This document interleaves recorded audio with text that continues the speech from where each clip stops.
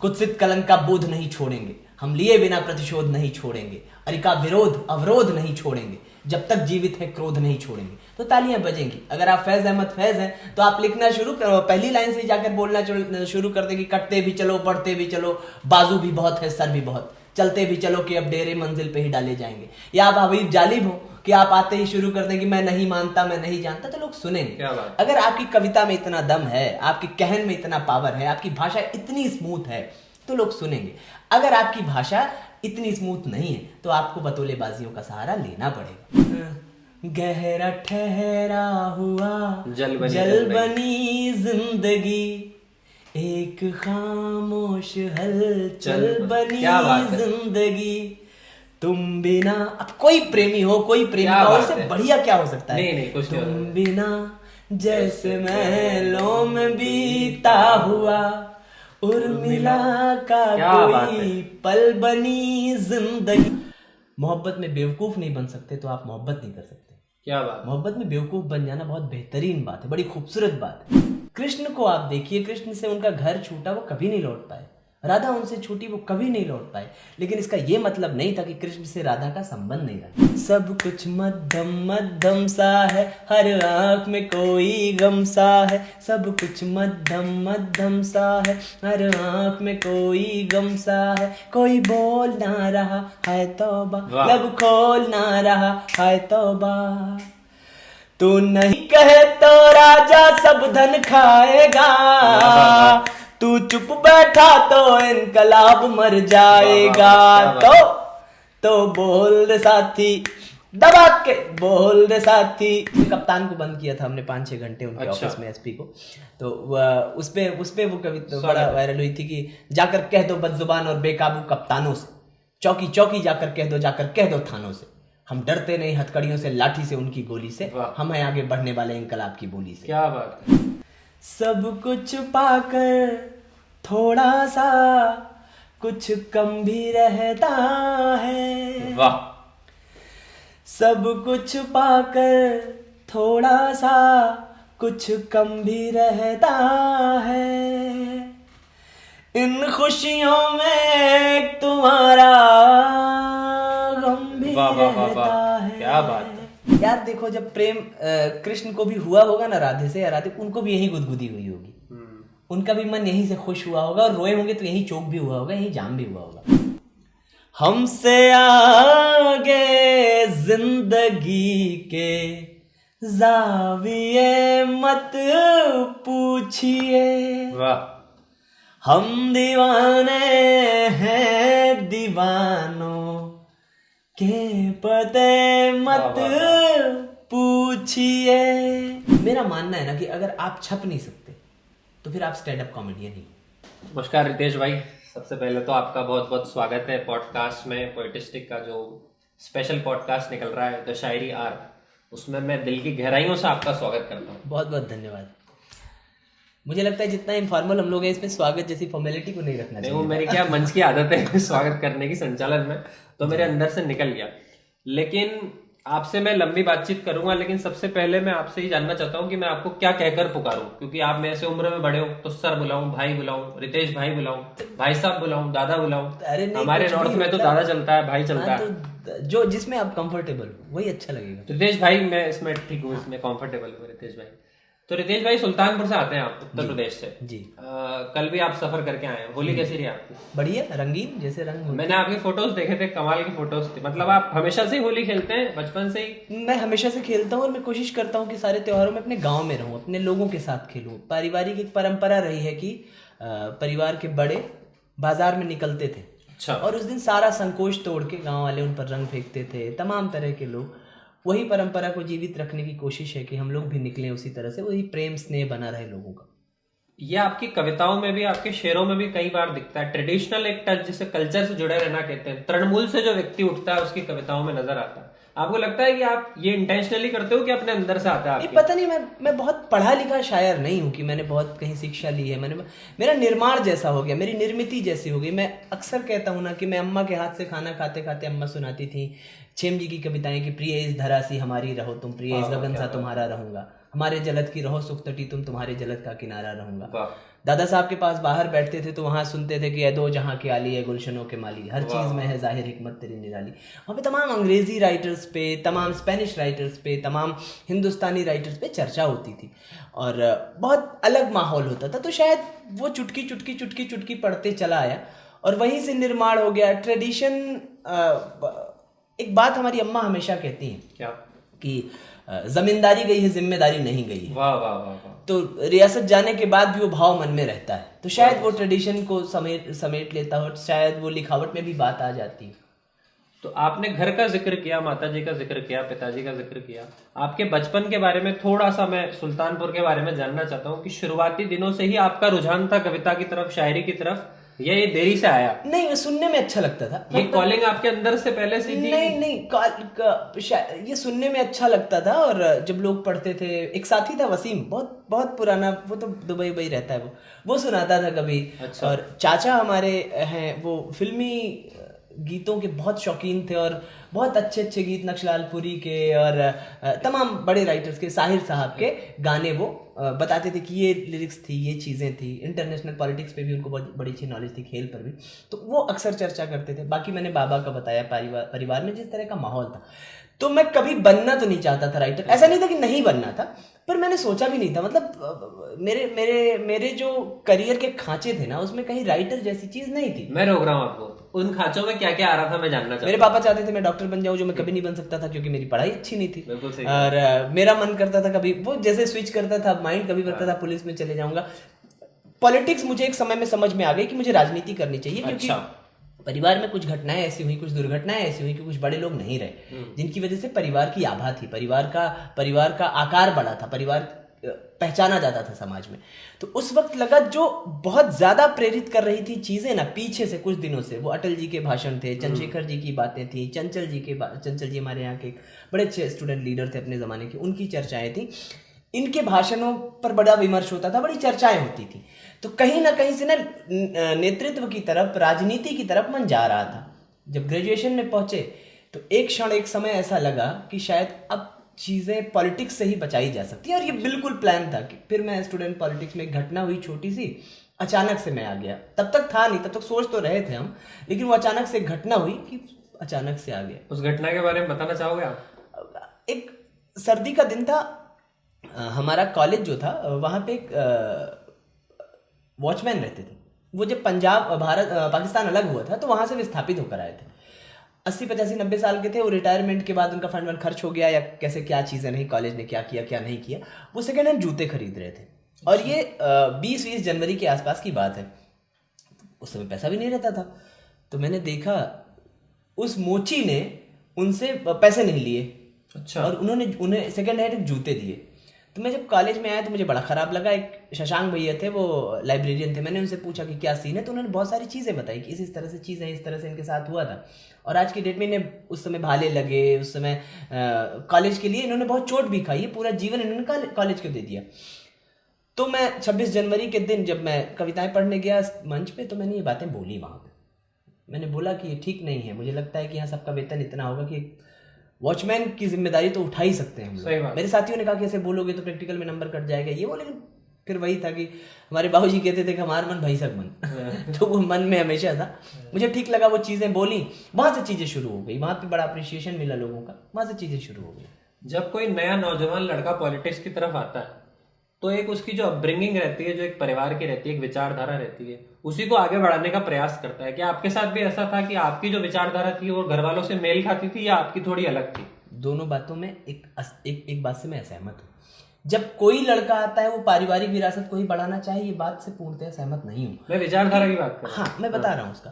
क्योंकि आज की डेट में थोक में आप देखेंगे कि सड़क पे होर्डिंग्स टंगे होते हैं, युवा समाज सेवी, युवा छात्र नेता। मतलब समाज की परिभाषा नहीं पता है उनको। एक आंदोलन में 4 पुलिस वाले अगर सामने आ जाए तो हाथ में चप्पल लेके गिमटी के पीछे छुप जाते हैं। वो क्या समाज के लिए लड़ेंगे? हाँ, जहां तक मेरा सवाल है कि आप पूछ रहे हैं कि मैंने परिवार की विचारधारा, विद्रोही स्वभाव तो था, लेकिन एक चीज मैंने परिवार की ओढ़ी थी। मेरा परिवार ना बड़ा समाजवादी स्वभाव का था। हमारे यहाँ महमूद मास्टर साहब बैकवर्ड से आते हैं, लेकिन वो जब आंगन में आते थे तो उनके लिए बढ़िया पीढ़ा लगता था खाना उनका, क्योंकि अध्यापक थे, उन्होंने हमारे परिवार में शिक्षा दी थी। हरीशचंद मठ साहब थे, वो एक यादव जी हैं मठ साहब हैं, तो उनके आने पे उस तरह की व्यवस्थाएं होती थी। और हो सकता है फला ठाकुर साहब आ रहे हो, फला ब्राह्मण आ रहे हो, या फला पंडित जी आ रहे हो, वो उतने योग्यताएं नहीं है उनकी या उतना, तो उनको स्थान न मिलता हो। अच्छा। तो हमारे यहाँ बाबा जी के निर्देशन में, उनके निर्देशन में जो परिवार के संस्कार थे वो इसी तरह थे, योग्यताओं का बड़ा असर था, तो वो समाजवाद मन में था। तो आप जो बता रहे हो पॉलिटिक्स में आप उस समय पर एंटर किए गए, तो वहां पर साहित्य आपके साथ जुड़ गया था? उस समय आप कविताएं लिखने लगे थे या तब तक भी आप सुन ही रहे थे? नहीं, मैं लिख रहा था, गंदी लिख रहा था, कहीं पढ़ने लायक नहीं लिख रहा था। जब मैं बोलने के लिए बुलाया जाता था, अक्सर नुक्कड़ सभाओं में, अक्सर आंदोलनों में मैं संचालन करता था 4-4, 5-5 घंटे के, पर मैं दूसरों की कविताएं पढ़ता था। अच्छा। पर मेरी कविताएं ना, मुझे एक बात समझ में आने लगी कि मैं अपनी कविताएं क्यों नहीं पढ़ पा रहा हूँ, क्योंकि लगता था कोटेबिलिटी ही नहीं है। देन मैंने उस तरह से सोचना शुरू किया, उस तरह से लिखना शुरू उस समय की अगर आपको कोई कविता आपने लिखी हो जो चल गई हो, जो हर मंच पर आप सुनाते हो, आंदोलन की कोई कविता? मैंने आंदोलन की तो वैसे नज़में बहुत सारी हैं। जो सबसे पहले कविता मैंने अपनी पढ़ी थी, मैंने कहा 2 जगह ये बात कही भी है कि जाकर कह दो, कप्तान को बंद किया था हमने 5-6 घंटे उनके ऑफिस में, एसपी को, तो उस पे वो कविता बड़ा वायरल हुई थी कि जाकर कह दो बदजुबान और बेकाबू कप्तानों से, चौकी चौकी जाकर कह दो थानों से, हम डरते नहीं हथकड़ियों से, लाठी से, उनकी गोली से, हम हैं आगे बढ़ने वाले इंकलाब की बोली से। क्या बात है। तो वो बहुत छात्रों ने उठाई और अलग अलग आंदोलनों में खूब प्रयोग हुई है। ये भाषा जो है आपकी, मैंने पकड़ी, ये 4 लाइनों की जो भाषा है, ये उसी कवि के अंदर आ सकती है जिसने आंदोलन को जिया हो, या एक कल्पनाओं से भी ऐसा लिखा जा सकता है? नहीं, जीना पड़ेगा आपको। देखिए ना, आप ग्राहक देख के पुड़िया बांधेंगे ना तो आपसे काम खराब होगा। मैंने आंदोलन किए हैं, मैं जिया हूँ, मैं रहा हूँ, मेरे सीनियर्स रहे हैं, उन्होंने सिखाई हैं चीजें, हमने लाठियां खाई हैं, हमने जेल में रातें बिताई हैं, 4, 6, 10 दिन, 15 दिन। तो रितेश भाई, जैसा कि आपने बताया कि आप जेल भी जा चुके हैं, ये मैंने देखा है बड़े लोग जो थे जीवन में, जिन्होंने बड़ा काम किया है देश के प्रति, वो लोग जेल गए, और जब वो जेल गए तो उनके अंदर से कुछ निकला जिसको उन्होंने कागज पर उतारा, भले वो भगत सिंह जी हो या कोई भी हो। क्या आपके साथ ऐसा कोई अनुभव हुआ कि आपने जब जेल में समय गुजार रहे थे तब कोई कविता या कोई नज्म लिखी हो, वो आप हमें सुनाना चाहें? हाँ, कई नज्में हुई थी। मैं एक नज्म सुनाता हूँ। एक हमारे यहाँ गुड़िया हत्याकांड पे एक आंदोलन था, काफी बड़ा था, उसमें कप्तान की भूमिका थोड़ी संदिग्ध थी। एसपी हमारी बात नहीं सुन रही थी, तो हम लोग ना उन्हें आंदोलनों में जब मैं भाषण देता था तो उन्हें जिल्ले इलाही कहता था, वो बड़ा चिढ़ती थी। अच्छा। तो जब मैं जेल में था और मैंने ये नज्म लिखी और निकल के मैंने पहला काम किया था कि उनको व्हाट्सएप करी थी, ये नज्म उन्हें टैग करा था, और फिर उन्हीं के दरवाजे पर बैठे थे हम। क्या बात है। डीएम किया, मतलब निकल के ये होता है कि आप थोड़े दिन आराम करेंगे। बिल्कुल। हमारे नेता थे उस समय अभिषेक सिंह राणा, हमारे बड़े भाई, और तमाम साथी थे, हम लोगों ने वहीं बैठा था। वो नज्म मैं आपको सुना। स्वागत है भैया। जिद है तेरी जिद तोड़ेंगे, तूफान के रास्ते मोड़ेंगे, सूरज मत आंख दिखाना तू, मुट्ठी में तुझे निचोड़ेंगे। क्या बात है। जिद है तेरी जिद तोड़ेंगे, तूफान के रास्ते मोड़ेंगे, सूरज मत आंख दिखाना तू, मुट्ठी में तुझे निचोड़ेंगे। हम उलझी पीर फकीरों की, हम बहकी भुजा समीरों की, कभी धूप धूप कभी ताप ताप, ये आदत है रणधीरों की। क्या बात है। हम धूल बिछा कर सो लेंगे, आकाश तुझे हम ओढ़ेंगे, लड़ना भर केवल सीखा है, लड़ना हम कैसे छोड़ेंगे। जिद है तेरी जिद तोड़ेंगे, तूफान के रास्ते मोड़ेंगे, सूरज मत आँख दिखाना तू, मुट्ठी में तुझे निचोड़ेंगे। क्या बात है, क्या बात है। मैं ऐसा सोच रहा हूँ कि रोंगटे खड़े होने वाला काम है ये। तो ये जैसा कि आपने बताया कि आपको क्या लगता है, ये जो आपने कहा है, ये जो आपका कहन है, इससे परिवर्तन कितने % आपको लगता है कि इंसान के जहन में आता होगा जो इसको सुन रहा है? एक पल के लिए तो सोचता होगा कि जो हो रहा है वो गलत हो रहा है। कृष्ण ने कहा है ना, फल की चिंता मत करो। जब आप किसी आंदोलन में हो, किसी यात्रा में हो, किसी प्रेम में हो, तो आप उसके परिणाम की कब चिंता करते हो यार? आप बस करते जाते हो, आप करते जाते हो। मेरा एक शेर था ना, मोहब्बत के हवाले से था ना, कि इश्क नगद है दर्द उधारी देखेंगे। वाह। इश्क नगद है दर्द उधारी देखेंगे। एक सौदे में 100 बीमारी देखेंगे। जो करते हैं अपने मन से करते हैं। वाह। जो करते हैं अपने मन से करते हैं, इनसे उनसे राय शुमारी देखेंगे। क्या बात। और इसमें शेर था कि सब कहते हैं क्या कहते हैं, हाँ। कहने दो। वाह। सब कहते हैं क्या कहते हैं, कहने दो। ख्वाब तुम्हारे आंख हमारी देखेंगे। और एक शेर इसमें ऐसा है जो मैंने छात्र राजनीति के हवाले से कहा था, बड़ा वायरल है, ऑफिशियली पता नहीं मैं पढ़ सकता हूँ कि नहीं, एक रिश्ते की तरह सुनिएगा कि एक अदद हम इतने दुश्मन हे भगवान। वाह वाह वाह। एक अदद हम इतने दुश्मन हे भगवान, आओ सालों बारी बारी देखेंगे। इसके इस आखिरी पिछड़े में आपके अंदर का उत्तर प्रदेश बाहर आया है। उत्तर प्रदेश में मैंने रिश्ता पढ़ा है, रिश्ता बड़ा मीठा सा रिश्ता होता है सालों वाला, वो मैं समझ गया हूं। लेकिन कमाल किया आपने, प्रेम का जिक्र किया। ऐसा सुना जाता है, ऐसा कहा जाता है, मैंने भी अनुभव किया है, हर शायर हर कवि के जीवन में प्रेम एक आधी बार तो प्रकट होता ही है। आपको क्या लगता है कि वो कौन सा समय था जिस समय प्रेम आपके जीवन में प्रकट हुआ, किस तरह से वो आप जितना बताना चाहें, और उसका आपके जीवन में आज जहां पर आप बैठे हैं वहां तक पहुंचाने में कितनी अहम भूमिका रही? मैं शायद उसी की वजह से बैठा हूं। प्रेम ना पता नहीं कब प्रकट हुआ या मानव तन के साथ आता है। मेरा मानना है ना, प्रेम आपके भीतर उपजी हुई एक भावना है, एक आकार है जिसे आप लोगों से मिलाते हुए चलते हैं। कोई उसमें ज्यादातर मिल जाता है, ज्यादातर जिसका आकार उससे मिलने लगता है, आप उसके साथ इश्क में चले जाते हो। पता नहीं, मतलब मेरे साथी कई बार कहते हैं इतनी लंबी यात्रा तय कर लेने के बाद आप जब प्रेम में असफल हो जाते हो और लोग आपको अलग अलग बातें कहते हैं। मैं किसी को कल सुन रहा था, एक बुजुर्ग राइटर हैं, उन्होंने एक बड़ी अच्छी बात की। उन्होंने कहा ना कि अगर आप मोहब्बत में बेवकूफ़ नहीं बन सकते तो आप मोहब्बत नहीं कर सकते। क्या बात। मोहब्बत में बेवकूफ़ बन जाना बहुत बेहतरीन बात है, बड़ी खूबसूरत बात है। तो अगर हम ऐसे लोग भी उससे बने और उससे ये चीज़ें निकल के आ रही, मैं इसलिए नहीं कह रहा कि मेरा मन टूटा तो मैं शायरी करने लगा या मैं कर रहा हूँ या मैं वैसा लिख पा रहा हूँ, मेरा मन जुड़ा भी होता तो भी शायरी की वजह से नहीं कह रहा हूँ।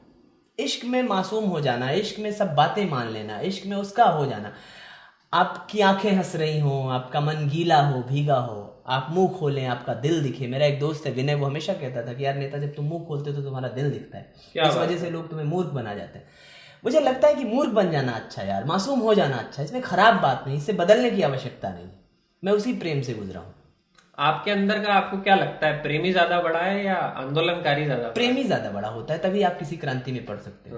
अगर आपके अंदर प्रेम नहीं है ना तो आप आंदोलन नहीं कर सकते, आप क्रांति नहीं कर सकते हो। आप बताइए ना, मैं अक्सर मानता हूं मर्यादा पुरुषोत्तम भगवान श्री राम, जिनके जैसा पुरुष नहीं अवतरित हुआ पृथ्वी पर, रहती दुनिया तक नहीं हो पाएगा शायद, उन्होंने भी सीता माता की तलाश में कहा ना, हे खग हे मृग मधुकर श्रेणी तुम देखी सीता मृग नैनी। आपने देखा पांडवों को, आपने देखा है, कृष्ण को आप देखिए, कृष्ण से उनका घर छूटा, वो कभी नहीं लौट पाए। राधा उनसे छूटी, वो कभी नहीं लौट पाए। लेकिन इसका ये मतलब नहीं था कि कृष्ण से राधा का संबंध नहीं रहा, कृष्ण से राधा का प्रेम नहीं रहा है। मैं एक घटना सुनाता हूँ, मेरी अम्मा सुनाती है। एक बार क्या हुआ कि राधे मिलने आई कृष्ण से द्वारिका, और शोर हुआ कि राधे आई हैं। रुक्मिणी जी ने उनका स्वागत किया, और उस स्वागत में उनके मन में थोड़ी टीस तो थी कि यार ये मतलब नाम, पत्नी मैं हूं और नाम इनका आता है हर जगह पे। तो उन्होंने क्या किया कि उसी टीस में उन्हें गर्म दूध दे दिया पीने के लिए। अच्छा। राधे उसी आसक्ति में पी गई। काफी देर बैठी रही, कृष्ण नहीं आए, तो कुशल क्षेम पूछा, बताया और निकल पड़ी, वापस चली गई। शाम को जब कृष्ण लौटे और रुक्मिणी के पास बैठे तो उनके पाँव में छाले थे। माँ रुक्मिणी ने पूछा, कह रहे प्रभु आपके पाँव में छाले कैसे आ गए, ये कैसे, कहाँ चोट लगी? उन्होंने कहा कि राधे आई थी। हाँ, तुमने उन्हें गर्म दूध दिया था पीने के लिए? उन्होंने कहा हाँ दिया था। तो उनके हृदय में मेरे पाँव रहते हैं, उनके हृदय में मेरे चरण रहते हैं, ये छाले वहां से हैं। मतलब इस तरह का प्रेम था, इस तरह का लगाव था उनका। ये प्रेम कहाँ अब आपको लगता है मौजूद है इस समय? इस तरह का प्रेम हमेशा रहता है, प्रेम नहीं मरता है। प्रेम इस तरह का मैं बोल रहा हूँ, इस लेवल का प्रेम। यार देखो, जब प्रेम कृष्ण को भी हुआ होगा ना राधे से, या राधे उनको भी यही गुदगुदी हुई होगी, उनका भी मन यहीं से खुश हुआ होगा, और रोए होंगे तो यहीं चोक भी हुआ होगा, यहीं जाम भी हुआ होगा। तो मुझे लगता है कि प्रेम तो ऐसे ही है यार। प्रेम का स्वाद नहीं बदला, प्रेम का सुख नहीं बदला। प्रेम हमेशा, प्रेम दुनिया का इकलौता दुख है जो हर बार नया लगता है, हर बार पहली बार सा लगता है और हर बार ज्यादा तकलीफ देता है। तो रितेश भाई, इसी टॉपिक पर अगर कोई शेर आपको याद आ जाए जो क्लाइमैक्स हो, मतलब बात खत्म कर दे। प्यार करने में आशनाई में, प्यार करने में आशनाई में, हम भी रोए हैं दिल लगाई में। वाह। अपना सुख चैन दे के आए हैं, एक लड़की को मुंह दिखाई। वाह वाह वाह वाह, क्या बात। ये तो मुंह दिखाई जैसे ही आपने बोला है तो मुझे रांझना मूवी याद आ गई। उसमें एक डायलॉग था ऐसा कि मोहल्ले की लड़कियों को प्रेम करके अक्सर कोई डॉक्टर या कोई सॉफ्टवेयर इंजीनियर, मेरे अपने अनुभव भी हैं। कई बार मर्चेंट नेवी वाला भी उठा लेता हाँ है। बिल्कुल, साढ़े ये 4 लाख आपके अनुभव लग रहे हैं सैलरी। मुझे, आपकी आत्मकथा से अंदर से तो नहीं है ये बात। अगर ऐसा है तो उसके बारे में थोड़ा सा जिक्र आप करना चाहें। यार मुझे ऐसा लगता है ना कि प्रेम ना आपको अपनी याद दिलाता है। सामने वाले के साथ आपका कितना वक्त कहाँ साझा हुआ है, कितना नहीं हुआ है, इसका फर्क नहीं पड़ता। आपने अपने भीतर जो उसके साथ वक्त बिताया है ना, वो आपको याद आता है। कहीं कभी किसी चाय पे बैठे हुए, कहीं किसी यात्रा में आपने तय किया हो कि आपको शादी के बाद मालदीव जाना है, जी। और मालदीव सामने वाला कोई जाए और नायक बदल जाए। अरे वाह वाह वाह। या कभी कभी कभी चाय की कुल्हड़ों पे चर्चा करते हुए कोई मेरे साथ का जो मेरा पार्टनर था, जो पता नहीं उसके बारे में ये बातें करनी चाहिए नहीं करनी चाहिए, ठीक नहीं है शायद, अब उनकी ज़िंदगी कहीं बहुत खूबसूरत जा रही है, तो कुल्हड़ खाने की लत थी। और वो सारी चीज़ें जब आप देखते हो ना, आपको आपको आपको अपना वक्त याद आता है, आपको आप याद आते हो कि आप उस वक्त में कैसे थे, आप उस वक्त क्या सोच रहे थे, आप उस वक्त सही बात। आप आपके मन में क्या आकार था प्रेम का ना, आपको अपनी याद आती है इससे ज्यादा। तो चीजें इस तरह की लगती हैं। चाय का आपने जिक्र किया, चाय है भी सही हमारे पास, हमारा प्रोडक्शन हाउस काफी बड़ा है। तो मैं इसमें एक आखिरी टॉपिक और फिर मैं इस प्रेम को अलविदा कहूंगा। नहीं, प्रेम अलविदा मत कहिए, नहीं, प्रेम नहीं, अलविदा मत कहिए। अभी के लिए आपका एक शेर है जो मेरा आपसे जुड़ाव क्यों हुआ, आत्मीय जुड़ाव क्यों हुआ। रकीब को लेकर मैंने अथाह शेर पढ़े क्योंकि मुझे संचालन करना पड़ता है, तो मैंने न जाने कितने शेर पढ़े। जैसे ताहिर फराज का है एक नजरिया की, आग गले लग जा मुबारक हो तुझे मेरे रकीब, कल तलक जो शख्स मेरा था वो तेरा हो गया। कुमार विश्वास का है, सही का, बहुत लोगों का है। पर आपका जो शेर है वो मैं हिल गया, अचंभित हो गया कि मोहब्बत में वो लड़का हमसे जीता जो कल तक रेस में शामिल नहीं था। मैं इसको प्रेम के परे भी देखता हूं। अगर आप किसी जॉब में चाह रहे हैं कि मुझे मिल जाए, आपने सारे टेस्ट दे दिए और फिर वो किसी रिलेटिव के बेटे को मिल गया। मैं वो हूँ तनोज जो 100 में 100 नंबर पाके फेल हुआ है। अच्छा। मुझे आप ना 13-14 साल की यात्रा में अगर कहीं गलत नहीं हो, आपको कभी नहीं कहा गया हो, सामने से भी नहीं कहा गया हो, और मैं बस इतना कहूंगा उस बारे में कि मैं 100 में 100 नंबर फेल होने वालों में हूँ। इसलिए मैंने वो शेर कहा था कि अगर वो चाहती मुश्किल नहीं था, वाह। अगर वो चाहती मुश्किल नहीं था, हमें लगता है उनका दिल नहीं था। वाह वाह। मोहब्बत में वो लड़का हमसे जीता जो कल तक रेस में शामिल नहीं। क्या बात है, ये तो मतलब ऐतिहासिक शेर है और न जाने कितने लड़कों की आत्मकथा है। क्योंकि वो पहले लगता था ना कि पहले मन में आता था कि मिलने की आजादी कर ले हम दोनों, मिलने की आजादी कर ले। नए लड़कों ये यूज कर लेना, काम आएगा। मिलने की आजादी कर ले हम दोनों, सोच रहे हैं शादी कर ले। वाह वाह वाह वाह वाह। पर वो हुआ नहीं। क्या जादिया है यार, ये दोबारा पढ़ देंगे ये शेर। मिलने की आजादी कर ले हम दोनों, वाह। मिलने की आजादी कर ले हम दोनों, सोच रहे हैं शादी कर ले हम। क्या बात है रितेश भाई। लेकिन फिर हाल वही हो गया कि आग सीने में लगी आंख में छाले आए। वाह। आग सीने में लगी आंख में छाले आए, जब मेरी जान तुझे देखने वाले। वाह वाह वाह वाह, क्या बात है रितेश भाई, क्या बात। मेरा मन नहीं कर रहा आपसे सवाल करने का, आप कुछ एक नज्म इस टॉपिक पर आखिरी सुना दें। मेरी एक नज्म है ना, मैं एक चीज बताऊं, पता नहीं ये बात पे आप कितना इत्तेफाक रखते हैं। मेरे एस्ट्रोलॉजर है, मेरे मित्र हैं बहुत अच्छे, गुरुदयाल सिंह की, मेरा एक छोटा भाई अभिनव है, वो भी बहुत अच्छा एस्ट्रोलॉजर है। एक सुमित त्यागी सर है जो हिंदुस्तानी फिल्मों के नाम सजेस्ट करते हैं, उसके पैसे लेते हैं, क्या बड़े एस्ट्रोलॉजर हैं। उन तीनों ने एक बात कॉमन बताई थी कि मेरी कुंडली में कोई ऐसी चीज़ है ना, जो चीज़ें मैं लिखता हूँ वो हो जाती हैं। अच्छा। मैंने एक नज्म कही थी, उसमें एक लाइन थी, मुझे कभी नहीं पता था कि मैंने क्यों लिखी है। मैं पढ़ूंगा, आप सुनिएगा। स्वागत है। होठ पे होठ धरे 15-16 साल के हम। वाह। होठ पे होठ धरे 15-16 साल के हम, ना समझ उम्र मोहब्बत का वजन और ये हम, गुड़ में घोले हुए हसास से मीठे की तरह, कच्चे मेड़ों पे हरी दूब के गुच्छे की तरह, वाह। पहली बिछड़न में ढले प्यार के आंसू की तरह, आंच से उतरी हुई खीर की खुशबू की तरह। वाह वाह वाह। कमसिनी आई थी वो सुबह सी नहलाई हुई, आंख में नींद सी और जिसमें कुम्हलाई हुई। वाह। दो नए रंग से एक रंग बनाने का भरम, थोड़े से ख्वाब लिए, थोड़ी सी वो, थोड़े से हम, हम नएपन में जरा भी नहीं समझे कि हमें एक होने के लिए जख्म उठाने होंगे। आहा, जी का मिलना भी गुनाह होगा जमाने के लिए, ख्वाब जो सींचे थे वो ख्वाब जलाने होंगे। वाह। वो लड़ी खूब लड़ी, सबसे लड़ी रूठ गई, एक हद तक थी वो मजबूत मगर टूट गई। वो लड़ी खूब लड़ी, सबसे लड़ी रूठ गई, एक हद तक थी वो मजबूत मगर टूट गई। माँ के आंसू ने मिटा डाली इबारत सारी, एक झटके में गिरा डाली इमारत सारी। वाह वाह वाह। मैं कहाँ जाऊं मुझे होश नहीं है कुछ भी, जानता हूं कि तेरा दोष नहीं है कुछ भी। वाह। पर चला जाता हूं तू खुश रहे आबाद रहे, ऐ मेरी जान मगर इतना तुझे याद रहे। भूल जाएंगे सभी दर्द पुराने वाले, इतना रोएंगे मेरे बाद जमाने वाह वाह वाले। वाह। इन हवाओं का बदन सूख के मर जाएगा, है मेरे बाद कहाँ खुशबू बनाने वाले। वाह वाह वाह, क्या बात है रितेश भाई, क्या बात है, कमाल। अलग माहौल में ले गए आप इस पॉडकास्ट, कमाल कर दिया आपने। रितेश भाई एक बात मैं आपसे ये जानना चाहता हूँ, आप सुल्तानपुर से हैं, हमने सुल्तानपुर की बात करी, इस समय आप मुंबई में रहते हैं। आप मुझे इस जर्नी की तरफ लेकर जाइए कि कैसे आप वहां से मुंबई पहुंचे और कैसे आपका वहां का सफर शुरू हुआ। कोई एक घटना घटी हो या कोई एक परिवर्तन आया हो आपके जीवन में जिसकी वजह से आपने ये तय किया कि अब मैं आगे का काम मुंबई जाकर करूं। मैंने तय नहीं किया। मेरे एक बड़े भाई हैं दीपक सिंह जी। मेरे जीवन में ना जो बड़े परिवर्तन हुए हैं, नो डाउट उनकी वजह से हुए। मैं चैनल पे बात करना शुरू किया 2014 में पॉलिटिकली, तो वो भी उनका ही योगदान था। और ये 2017 की बात होगी या 15 में शायद, मनोज मुंतशिर सर ने जीता था आईफा तेरी गलियां के लिए। वो सुल्तानपुर आए थे, तो उनका स्वागत समारोह था, बड़ा शो था। मैं बहुत जगह ये बातें कह चुका हूँ, उन्हें कोई एंकर करने के लिए तैयार नहीं था।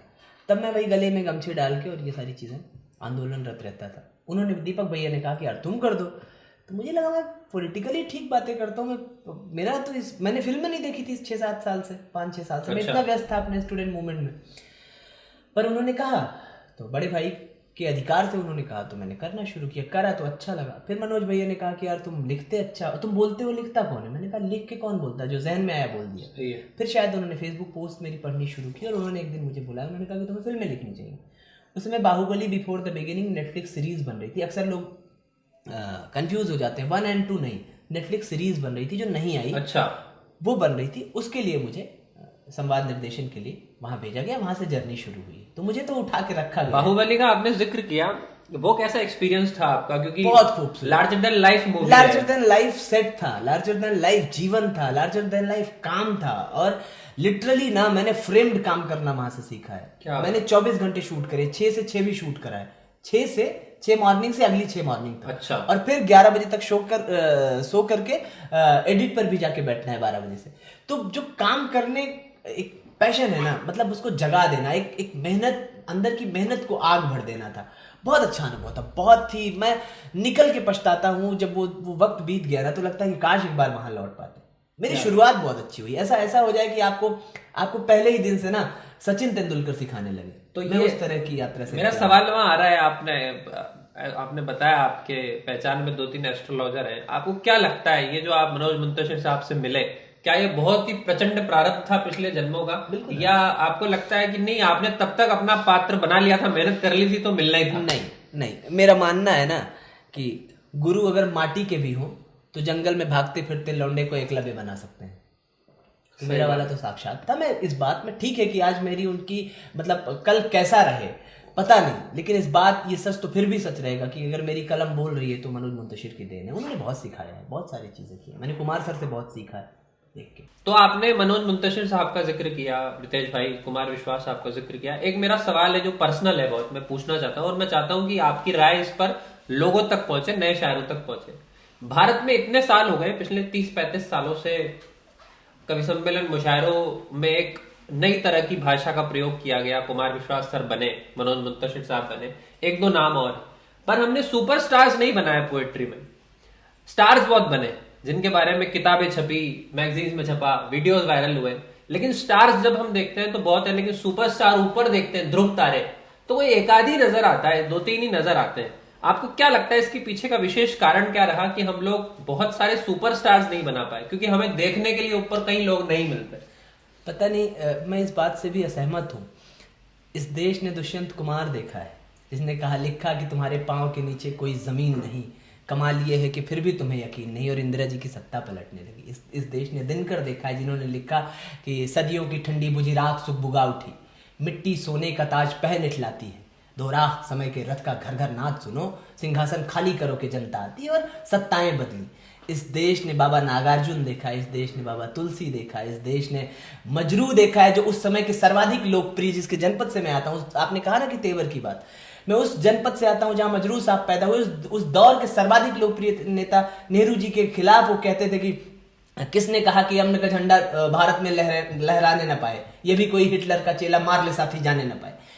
ऐसे तेवर के लोग पैदा हुए। तो मुझे लगता है कि अपने अपने इदारों के, अपने अपने दायरे के, अपने अपने दौर के सुपरस्टार थे। रितेश भाई, मैं आपकी बात से सहमत हूँ। मेरा सवाल थोड़ा सा ये है कि ये कवि तो बहुत महान है, नागार्जुन साहब की मृत्यु कैसी हुई आपको पता है? मैं बस ये जानना चाह रहा हूँ आपसे। कृष्ण की मृत्यु भी तारू में तीर लगने से हुई। मैं जानता हूँ। तो किसी की मृत्यु उसके जीवन की यात्रा के महत्व को कम नहीं कर देती। मैं उनको बहुत महान कवि मानता हूँ। मेरी बात कोई दूसरी है। मेरी बात यह है, हम 21वीं सदी में जी रहे हैं।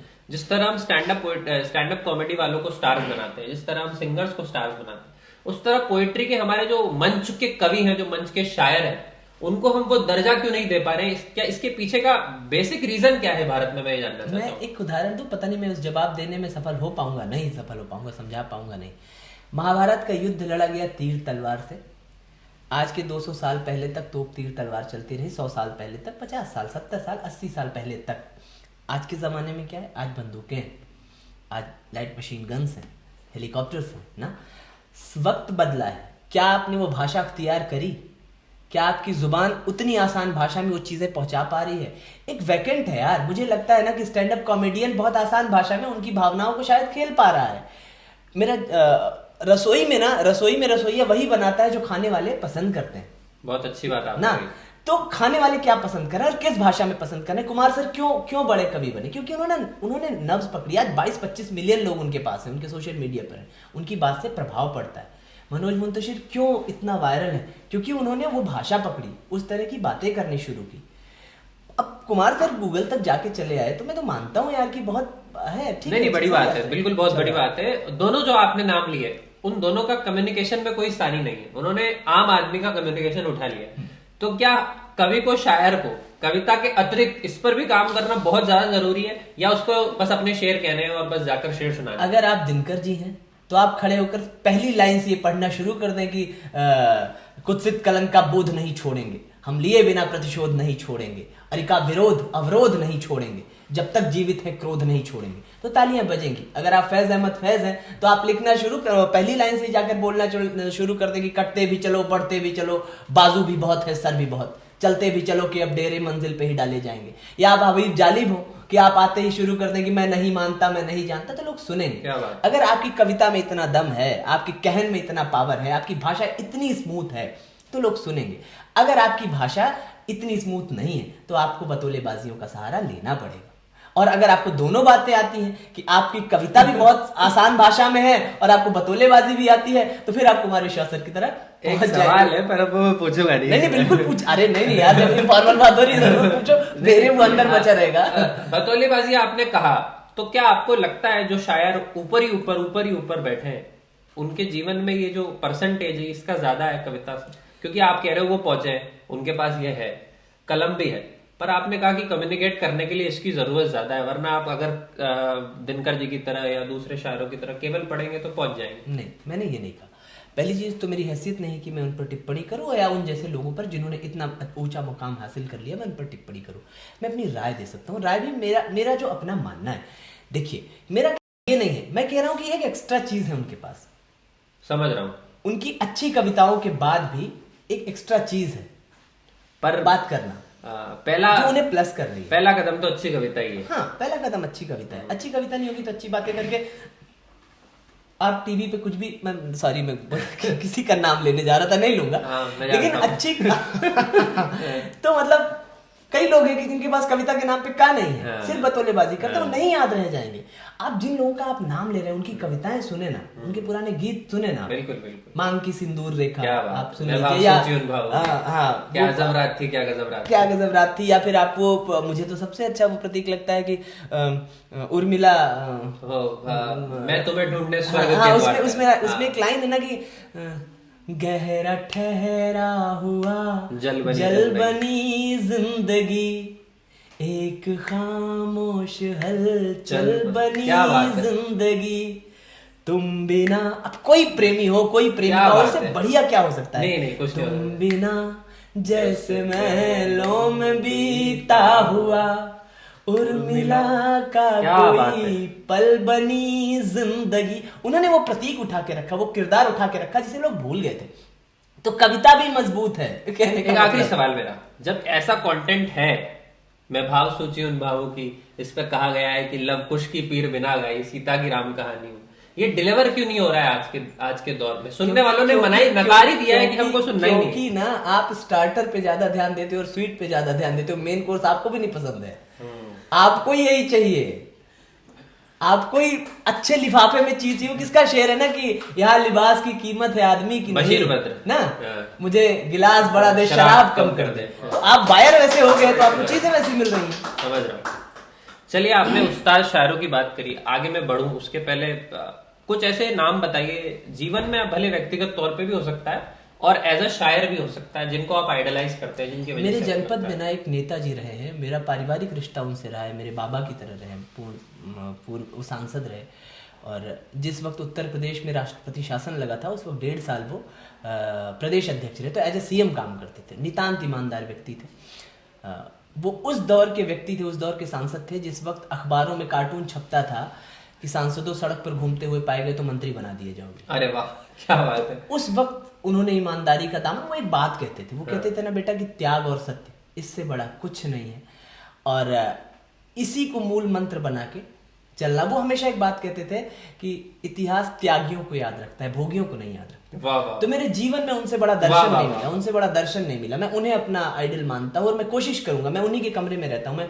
मैं दुनिया भर के 5 स्टार्स में टहलने के बाद, दुनिया ठीक ठाक सा जीवन यापन कर लेने के बाद, अपने घर में अपने ईश्वर ने सब कुछ दे रखा है, बावजूद मैं उनके 10 बाई 10 के कमरे में रहना प्रेफर करता हूँ, जो 100 साल पुराना है, जो जर्जर हो चुका है। मेरा ज्यादा वक्त सुल्तानपुर उनके कमरे में बीतता है। और मेरे जीवन में जो चमत्कृत करने वाले परिवर्तन हुए ना, जो मैं महसूस कर पाता हूँ आंतरिक रूप से, वो उनके कमरे में सोने के बाद से हुए पिछले 4-5 सालों में। तो मैं, मेरे लिए उनसे बड़ा आदर्श कोई बहुत कमाल की बात बताई रितेश भाई आपने, ऐसा बहुत कम लोगों को मैंने देखा है ये करते हुए जो आप कर रहे हैं। पोएट्री की फील्ड पे भी मुझे बताइए कि, क्योंकि लोग जब आपको देखते हैं, जैसे मुझे देखते हैं संचालन करते हुए, तो ढूंढते हैं कि इसमें किस किस का संचालन आ रहा है, किस किस से इसने सीखा है। देवमणि पांडे से सीखा है, शकील जमाली से सीखा है, कुमार विश्वास से सीखा है, अनवर जलालपुरी से सीखा है, किस किस से सीखा है? साहब कमाल के आदमी। कमाल के आदमी। शाम ढले हर पंछी को घर जाना पड़ता है, कौन खुशी से मरता है, मर जाना पड़ता है। वाह। भैया, पोएट्री की फील्ड में बताइए, उस्तादों से लेकर के अभी तक जिनको आपको लगता है आपने देखकर सीखा है। पता नहीं, मतलब देख के तो बहुत लोगों को सीखा है, पर फैज साहब को पढ़ा, साहिर साहब को पढ़ा, दिनकर जी मेरे बड़ा पसंदीदा शायर है, कवि दुष्यंत कुमार जी को, नए लोगों में तमाम लोग हैं। किसी उस्ताद शायर की कोई कविता जिसने परिवर्तन लाया आपके अंदर, या आपके निर्माण में जिसने कार्य किया, कुछ ऐसा हो आपको याद आ रहा हो? अगर या कोई एक शेर ही हो? हाँ, अगर सही कहें ना, तो मुझे 2 चीजें शुरुआती दिनों से बड़ा याद थी। एक तो मुझसे पहली सी मोहब्बत मेरे महबूब न मांग, क्या बात, मुझसे पहली सी मोहब्बत मेरे महबूब न मांग, मैंने समझा था कि तू है तो दरख्शां है हयात, तेरा गम है तो गमे दहर का झगड़ा क्या, वाह। तेरे होने से है आलम में बहारों को सबात, तेरी आंखों के सिवा दुनिया में रखा है। क्या बात। मैंने कब चाहा था तकदीर निगू हो जाए, मैंने कब चाहा था यूं। मैं सही पढ़ रहा हूँ, पता नहीं, मैं शायद भूल भी रहा हूँ। नहीं, आप सही पढ़ रहे हैं। मैंने कब चाहा था तकदीर निगू हो जाए, मैंने कब चाहा था यूं होना था यूं हो जाए, और भी दुख हैं जमाने में मोहब्बत के सिवा, राहते और भी हैं बस की राहत के सिवा, मुझसे पहली सी मोहब्बत मेरे महबूब न मांग। मैं शायद भूल रहा हूँ और ये बड़ी गलत बात है कि मैं भूल रहा हूँ इतनी पसंदीदा नज्म अपनी, तो क्षमा प्रार्थी हूँ। मैं दिनकर जी को रश्मि रथी, दूसरा आप बताओ। दिनकर जी की रश्मि रथी के बहुत सारे चंद मुझे, कंकरियां जिनकी से सुघर क्या छाया बात। देता केवल अंबर, क्या बात। विपदाएं दूध पिलाती हैं, लोरी आंधियां सुनाती हैं, जो लाक्षागृह में जलते हैं वे ही शूरमा निकलते हैं, बढ़कर विपत्तियों पर छा जा मेरे किशोर मेरे ताजा, वाह। जीवन का रस छन जाने दे, तन को पत्थर बन जाने दे, तू स्वयं तेज भयकारी है, क्या कर सकती क्या चिंगारी? बात है, क्या बात। या उसमें है कि सच पूछो तो शर्म में ही बसती है दीप्ति विनय की, संधि वचन सम पूज्य उसी को जिसमें शक्ति विजय की, सहनशीलता त्याग क्षमा को तभी पूजता जग है, बल का दर्प चमकता उसके पीछे जब जगमग है। क्या बात। तो वहां से वो चीजें ना बड़ी बड़ी अच्छी चर्चा होती थी परिवार में, बड़ा खूबसूरत माहौल था, कविताओं पे, किस्सों पे, कहानियों पे। तो वहां से चीजें शुरू हुई, वहां से आई, सबका थोड़ा थोड़ा सा है और ले नहीं पाया हूँ जो भी है, इतना सतही मैं लिख रहा हूँ। मैं ये बहुत बड़ी बदतमीजी होगी मैं कहूँ कि कुछ उनका कुछ मेरे में आया नहीं, आ पाया। कोशिश करता रहूंगा जीवन भर की उनका अर्थ कहीं एक आध बूंद चले आए। मुझे ऐसा लगता है रितेश भाई, अभी आपने जो भी आपने सुनाया और जो मैं आपके साथ जो वार्तालाप कर रहा हूँ, ये जो पाठ पठन आपका है, जो साधना आपने की है पिछले इतने सालों में, जो नए लिखने वाले आ रहे हैं उनके पास न जाने क्यों ये बात है नहीं कि इस तरह का काम किया जाए। जैसे उनसे उदाहरण के तौर पे मैं रोक रहा हूँ आपको, उनसे उनके फेवरेट शायर का नाम हम जब पूछते हैं तो वो गालिब बताते हैं, लेकिन 5 शेर उनको ठीक तरह से याद नहीं है गालिब। आपने जब दिनकर बोला तो दिनकर आपको रटे हुए हैं, आपने जब मजरू सुल्तानपुरी साहब का जिक्र किया तो वो रटे हुए। ये पीढ़ी दर पीढ़ी कम होता जा रहा है या आपको लगता है कि अब थोड़ी साधना कम हो गई है और पाने का लक्ष्य जो है कि यार ये जल्दी मिल जाए? वही बात है ना, बहुत सही सवाल है ये। आपने शुरू में कहा था ना कि नए लड़कों के लिए, और आपने स्टूडेंट पॉलिटिक्स से कुछ पूछा था, तो मैंने कहा था कि होर्डिंग पे छात्र नेता लिखवा लेना और समाज सेवी लिखवा लेना। उसी तरह शायर लिखने का, जब से फेसबुक आ गया है ना, जब से सोशल मीडिया है ना, लिखने का बड़ा क्रेज, पढ़ने का क्रेज नहीं है। लोग उसी कतार में जल्दी से शामिल हो जाना चाहते हैं बिना पढ़े। मैंने कभी इस एजेंडे के तहत पढ़ाई नहीं की थी कि मुझे राइटर बनना है, मेरी मजबूरी थी पढ़ना, उसका रीजन था मैं जो क्लास वाली पढ़ाई होती है उसमें बहुत बार फेल हुआ हूँ। मैं जब स्टूडेंट पॉलिटिक्स में आया तो हम लोग लगातार आंदोलन चलते थे हमारे, अलग अलग मुद्दों पर, अलग अलग चीज़ों पर। कई बार ना हम नुक्कड़ सभाएं करते थे पूरे जनपद में, अलग अलग चौराहों पर जाकर, कि वहां से लोगों का समर्थन हासिल कर सकें, अलग अलग कॉलेज के सामने। वहां से लोग आए ना आए, लेकिन हमारी बात पहुंचे। और मेरा ध्येय ये रहता था, क्योंकि बोलने वाला व्यक्ति रहता था मैं, हर सभा में, हर नुक्कड़ सभा में, हर कॉलेज में मैं सेम कंटेंट पे अलग रेफरेंस से बात किया। इसलिए मैं पढ़ना शुरू किया और इसलिए मैंने बहुत सारी चीजें पढ़ी और वो चीजें प्रयोग में आती रहती थी। तो वहीं से पढ़ाई शुरू हुई। और मैं नए लड़कों को ये कहना चाहता हूँ, आप तो बहुत मंचों पर जाते हैं, ये बात कहें, और मेरे बड़े कह रहे हैं, मैं उन्हीं की बात उधार लेकर कह रहा हूँ। राज साहब कहते हैं, कुमार सर कहते हैं, मनोज भैया कहते हैं, ये सब लोग कहते हैं कि भाई खूब पढ़ो। 2 फायदे होंगे। पहले तो आपको पता चल जाएगा कि क्या लिखा जा चुका है, क्या कहा जा चुका है और कैसे कहा जा चुका है। सही बात। अब कैसे कहो, तरीका क्या है, लहजा क्या होना चाहिए, बातचीत करने का तरीका क्या होना चाहिए ना, ये सीखने की आवश्यकता है। आप खुदा नहीं हो सकते। मतलब अब रविन्द्रनाथ टैगोर जी का रेफरेंस कितनी बार अलग अलग बातों में आता है ना। वो कहते थे ना, मरते समय वो कहते थे कि इतनी बड़ी दुनिया में मैं बहुत कम लिख पाया, बहुत कम सीख पाया, इतना बड़ा समंदर था तुम्हारा, छोटी सी बाल्टी थी, मैं कितना भर पाता। इतना बड़ा राइटर ये बात कह रहा है, तुम क्यों खुदा बन गए 3 दिन में? ये समझने की आवश्यकता है। भाई इसमें एक पलायनवादी सोच ये भी आ जाती है कि शायर ये कहकर एक्सकेप कर जाता है कि जनता तो यही सुनना चाह रही है, तो मैं ये क्यों नहीं सुनाऊं और मैं चल रहा हूं। तुम छपोगे कैसे? लिखना क्या है? मेरा मानना है ना कि अगर आप छप नहीं सकते तो फिर आप स्टैंड अप कॉमेडियन नहीं।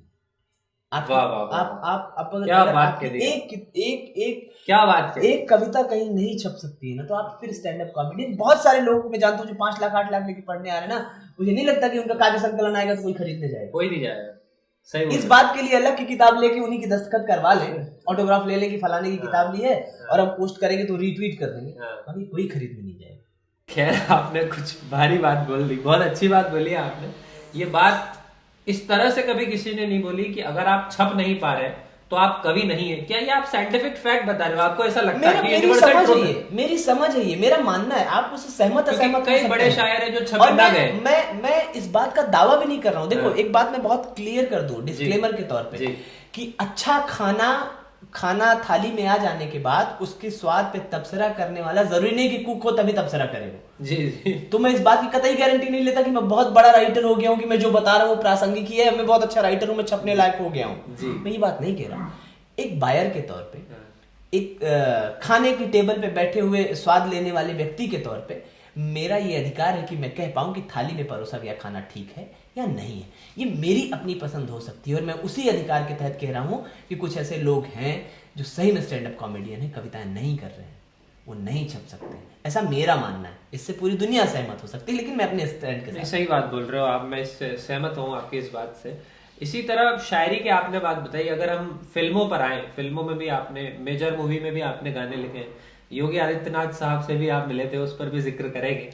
लेकिन आपने बताया कि फिल्मों में आप जा चुके हैं पूर्ण रूप से। अब मान लीजिए कोई नया लड़का है, 19 साल का है, उसका शायरी की तरफ इतना ध्यान है नहीं, उसका बने कि वो फिल्मों में लिखे आगे चलकर, तो उसके लिए क्या रास्ता आप बताएंगे कि क्या रास्ता ठीक है? क्योंकि राहत साहब का शेर मुझे याद आता है कि हमसे पहले भी मुसाफिर तो कहीं गुजरे होंगे, कम से कम राह के पत्थर तो हटाते जाते हैं। तो मैं ये चाहता हूं कि आप अपने उत्तर से उसके राह के पत्थरों को हटा दें, और जब ये वीडियो देखे वो, तो उसे सुकून मिले कि हाँ, ये रास्ता मैं चूज कर सकता हूँ क्योंकि रितेश भाई ने बताया है। नहीं, उन्हीं राहत साहब ने ये भी कहा है कि किसी हम नवा न हम नशी से निकले, हमारे पाँव का कांटा हम ही से निकलेगा।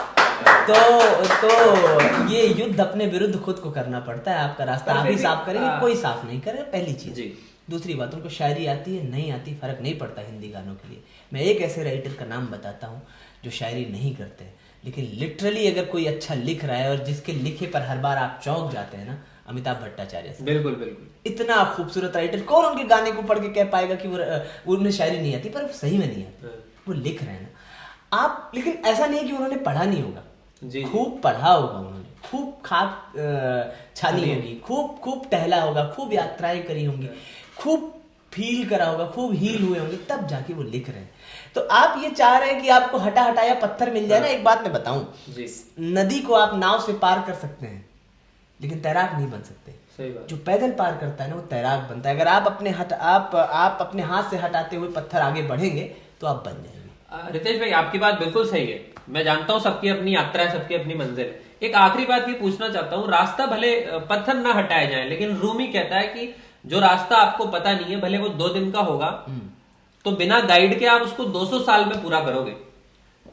तो बस मैं ये चाहता हूं कि आप कुछ पहले पॉइंट्स बता दें कि अगर फिल्मों में लिखना है, क्योंकि मैं कई लोगों से मिलता हूं जिनका मन है कि वो फिल्मों में राइटर बने, वो गाने लिखें, तो क्या कोई प्रक्रिया है? हाँ, देखिए प्रक्रिया तो नहीं, लिटरली मैं बताऊं, मुझे या तो ये कह सकते हैं कि मैं ब्लेस्ड रहा कि मैं ज्यादा करीब पहुंच गया लोगों के, लेकिन मुझे ऐसा कुछ दिखता नहीं। हाँ, ट्यून पे लिखना आपको आना चाहिए, आप अगर चाहते हैं ना तो। हाँ, एक चीज जो मुझे बताई गई थी, जो गाने आते हैं ना, जो गाने आपको बहुत पसंद है ना, उनकी ट्यून पे आप लिखते तो क्या लिखते? अच्छा, उस थॉट को आप ये अभ्यास शुरू कर दें, बहुत अच्छी बात है, ट्यून पे लिखना सीख लें। और कमर्शियल राइटिंग में ये चीज है कि हो सकता है आपकी गर्लफ्रेंड आज आपको छोड़ के गई हो, आपका मूड बहुत खराब हो, आज मम्मी ने डांटा हो, आज पिताजी की तबीयत बहुत खराब हो, आज आपका दोस्त के साथ कोई हादसा हो गया, आपका मन नहीं ठीक हो, लेकिन अगर आप सामने से प्रोडक्शन से आता है कि कल ये गाना चाहिए, तो आपको डिलीवर करना है। तो आपको इस अभ्यास के तहत भी तैयार रहना पड़ेगा कि आप किसी भी असुविधा में हो, किसी मानसिक पीड़ा में हो, काम तो आपको सिर्फ लेबर में करना है। तो आप उस बात के लिए तैयार रहें, आप कर ले जाएंगे और हो जाता है। ये अभ्यास की चीज है, हो जाता है। सब करें करावई भंजे सोई, राम चाहते हैं सब हो जाए। तो यार ना, मुझे लगता है कि मेरे जीवन में जो भी है ना, मेरे शिव का है। मैं कई बार मंचों पर होता हूँ और मुझे नहीं पता होता कि मुझे क्या बात करनी। कई बार मैं डरा हुआ होता हूँ और ज्यादातर डरा हुआ होता हूँ कहीं बात करने जाने से पहले, किसी स्टेज पर, वो राजनीतिक हो, साहित्यिक हो या इस तरह के इंटरव्यूज हो। मुझे लगता है पर वो शिव कराते हैं, पता नहीं कैसे कराते हैं, पता नहीं कहाँ से 30-35% बातें जो शायद होती हैं दिमाग में, पर 70% बातें ऐसी निकल के आती हैं जो मैंने कभी नहीं सोची होती। हो जाने के बाद लगता है अच्छा, अरे यार ये तो ठीक बात हो गई। तो उन्हीं का है सब, मेरा तो कुछ है ही नहीं। रितेश भाई, बहुत अच्छा टॉपिक आपने छेड़ा है, और मैं आपका छोटा भाई होने के नाते इस पर थोड़ा सा गहरा उतरना चाहता हूँ, पॉडकास्ट को थोड़ा गहरा ले जाना चाहता हूँ, क्योंकि मेरी अपब्रिंगिंग ऐसी रही है कि वातावरण मेरा ऐसा रहा है जिसमें मेरे को ऐसी ऐसी बातें सुनी कि पहले प्रारब्ध रचा फिर रचा शरीर, या होए सोई वही जो राम रचि राखा, एवरीथिंग इज रिटन। आप तो फिर ये एक पलायनवादी तरीका भी है, क्योंकि आपने बोला अच्छा हो गया तो अच्छा, ये तो कमाल का हो गया। मगर बिगड़ जाए मान लो किसी का, तो वो ये बोलेगा यार ऊपर वाले ने बिगाड़ दिया। ब्लेम और क्लेम गेम जिसको इंग्लिश में कहा जाता है, कि अच्छा हो जाए तो क्लेम कर लो और बुरा हो जाए तो ब्लेम कर दो। देखो बात क्या है ना, मैं एक घटना मैं आपको बताता हूँ। एक किस्सा मैंने सुना था, हमारी अम्मा सुनाती है। एक बार क्या हुआ कि एक गांव में बाढ़ आई तो पानी भरने लगा, तो गांव वाले इकट्ठा होकर गए। मंदिर था एक, वहां पुजारी जी थे। उनसे कहा कि पुजारी जी, आप जो है निकल चलिए, पलायन कर लेते हैं, बाढ़ आ रही है, डूब जाएंगे। उन्होंने कहा नहीं नहीं जाओ, मेरे भगवान मुझे बचाएंगे। सही है। पानी मंदिर तक आ गया। एक गाड़ी वाला उधर से गुजरा, उसने पुजारी जी से कहा अरे पुजारी जी निकल चलिए, बाढ़ है, फंसे हुए हैं, मर जाएंगे, डूब जाएंगे, क्या ही। उन्होंने कहा नहीं नहीं जाओ तुम, मेरे ईश्वर मुझे बचाएंगे। पानी फर्स्ट फ्लोर तक आ गया, पुजारी जी वहां जाके बैठ गए।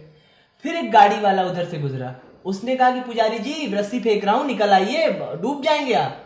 उन्होंने कहा अरे जाओ, मेरे भगवान मुझे बचाएंगे। पानी मंदिर के टिप तक पहुंच गया। एक हेलीकॉप्टर वाला आया, पंडित जी पर त्रिशूल पकड़ के बैठे हैं, उसने रस्सी लटकाई, कहा कि पंडित जी ऊपर चले आइए, डूब जाएंगे, अब तो कोई गुंजाइश नहीं बची, अब क्यों इंतजार कर रहे हैं। उन्होंने कहा जब मेरे भगवान आएंगे मुझे बचाएंगे, तुम परेशान मत हो, तुम जाओ। फाइनली पुजारी जी डूब गए। मरने के बाद जब वो पहुंचे ऊपर, तो उन्होंने बड़ी लड़ाई की ईश्वर से। उन्होंने कहा यार मैं तो इतना पूजा पाठ करता था, इतना भरोसे से बैठा था कि तुम आओगे मुझे बचाओगे, और मैं डूब गया तुम्हारे चक्कर में, क्या ही, मैं तो पूरा जीवन मैंने आपके पीछे लगा दिया। उन्होंने कहा मूर्ख, मैं 3 बार तुम्हें बचाने आया। जब पानी तुम्हारे प्रांगण तक था मैं बैलगाड़ी लेकर आया था। जब पानी फर्स्ट फ्लोर तक पहुंचा तो मैं गाड़ी लेकर आया था। जब पानी टॉप फ्लोर तक पहुंच गया तो मैंने रस्सी लटकाई थी। तुमने 3 बार मेरी बात नहीं सुनी। तो ईश्वर ना आपको इंट्यूशन देता है। अब क्या इमेजिन करते हो कि आप किसी मुसीबत में हो, शंख गदा चक्र लेकर भगवान ने दुर्गा माता शेर पे बैठ के चली आएंगी, आपको अच्छा लगेगा, डर जाएंगे आप।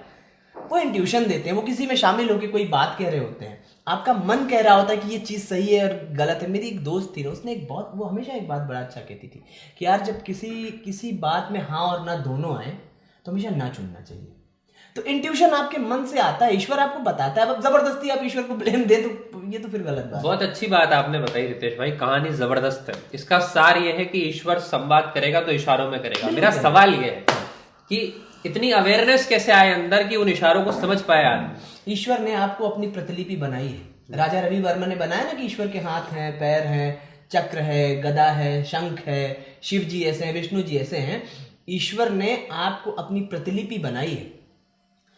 पॉइंट में प्रतिशतता थी दिमाग के जागृत होने की आइंस्टीन की। सोचिए कि अगर आप 100% कर लेंगे तो क्या हो जाएंगे। सही है। कोई सुहानी शाह अगर किसी का मस्तिष्क पढ़ ले रही तो इसका मतलब कि उन्होंने अपनी मस्तिष्क की जागृति पर काम किया है, अपनी साधना पर काम किया है। ये कितना अब आप सोचिए, अगर प्रैक्टिकल वर्ड में आप सोचिए कि कितना, अब मैं कुछ सोच रहा हूं, आप कैसे बता सकते हैं। इट मीन्स कि आपको दिमाग पढ़ना आया है, और वो दिमाग पढ़ना एक साधना के तहत ही आया ना। तो आपने अपने आप को अप करने के लिए ईश्वर ने आपको अपनी तरह बना दिया, उतना ही बढ़िया दिमाग दे दिया, उतना ही बढ़िया दिल दे दिया, 2 आंखें दे दी, हाथ दे दी, नाक। अब आप कुछ मत करो, हाथ पे हाथ रख के बैठे रहो, ये बात ठीक नहीं है। तो है अपने हाथ में है इस तरह की अवेयरनेस को पैदा करना और उसके बाद इशारों को समझना। बहुत बढ़िया आपने बताया। मैं एक बहुत ही इंटरेस्टिंग टॉपिक पर अब आने वाला हूँ, जिसे पॉलिटिक्स और पोएट्री कहा जाता है। मैं एक चीज ऐड कर दूं इसमें। अभी मैं एक किताब पढ़ रहा था, सूफी का संसार। बहुत सारे लोग ना ईश्वर के होने ना होने पर इस समय बड़ी शरारत चल रही है, बड़ा उस पर चीजें हैं कि है या नहीं है। एक फ्लाइट में एक दार्शनिक और एक मनोचिकित्सक, न्यूरोलॉजिस्ट सफर कर रहे थे। दार्शनिक ने अंतरिक्ष वैज्ञानिक और न्यूरोलॉजिस्ट सफर कर रहे थे एक फ्लाइट में। तो अंतरिक्ष वैज्ञानिक ने कहा कि यार मैंने इतने ग्रहों पर मैं गया, मैं चांद पे गया, मैं प्लूटो पे गया, मैं यहाँ वहां तमाम जगह, मुझे कोई ईश्वर टहलता हुआ नजर नहीं आया। तो फर्जी बातें करते हो, कोई ईश्वर नहीं है। तो न्यूरोलॉजिस्ट ने भी कहा कि हाँ आप बात सही कह रहे हैं, मैंने भी बहुत मस्तिष्कों का ऑपरेशन किया, आप जैसे विद्वानों का किया, दार्शनिकों का किया, डॉक्टर्स का किया, इंजीनियर्स का किया, मुझे भी कोई विचार वहां टहलता हुआ नजर नहीं आया। तो जो आपको दिख नहीं रहा है इसका ये मतलब नहीं कि अस्तित्व में ही नहीं है, हो सकता है आपकी दृष्टि ना हो वहां पहुंचे। क्या बात है। एक इंग्लिश में कोटेशन है रितेश भाई, if there is a poem there must be a poet. जैसे इस चाय में भौजाई का प्रेम दिख रहा है। अरे ऐसा आउट नहीं करनी बातें। अरे यार न कमरा जान पाता है रंगनाई समझती है, कहाँ देवर का दिल लटका है भौजाई समझती है। चाय बिल्कुल वैसे ही है। मगर आप किसी भी एंगल से देवर तो नजर आ नहीं रहे। तो मैं बन रहा हूँ यार, फागुन है ये, फागुन में बाबा भी देवर लगते हैं, अवध में हमारे कहा जाता है। चलिए मैं एक इम्पोर्टेंट और इंटरेस्टिंग टॉपिक पे आता हूँ, जैसे पोएट्री और पॉलिटिक्स। मुझे अपने वजन पे काम करना पड़ेगा और मुझे बहुत यंग दिखना है अगली बार के इंटरव्यू में, ये बात समझ गया हूँ। साहित्य और सियासत की बात हमेशा चलती है। आपकी आइडियोलॉजी भी मैं समझता हूँ, अभी तक जो मैं आपको देख रहा हूँ, भले वो ट्विटर पे हो, आपके वीडियोस में हो, या अभी तक जो अपन ने कॉन्वर्सेशन करी है उससे। ऐसा मैंने कई बड़े कवियों को सुना है बोलते हुए कि कवि को जो है वो सियासत के विरुद्ध ही रहना चाहिए। उसको हमेशा सवाल ही उठाने चाहिए। मेरा उस पर मत यह है, सवाल यह है कि अगर मान लो कोई एक आधी अच्छा काम कर दिया तो क्यों ना कभी उसको भी बताए। वो तो वो कर ही रहा है, विरुद्ध तो खिलाफ तो है ही हमेशा से, पर अगर उसकी रीच है 1 मिलियन लोगों तक और वो उस अच्छे काम को बता रहा है तो इसमें समस्या क्या है? मैं बता रहा हूँ क्या समस्या है। पहली चीज तो जिस दौर में आप ये बात कह रहे हैं उस दौर में बहुत सारे कवि ये नहीं कर रहे हैं कि बता ही रहा है वो उसके सरकार के से छूटे हुए कामों को। इस बात से मैं सहमत नहीं हूँ।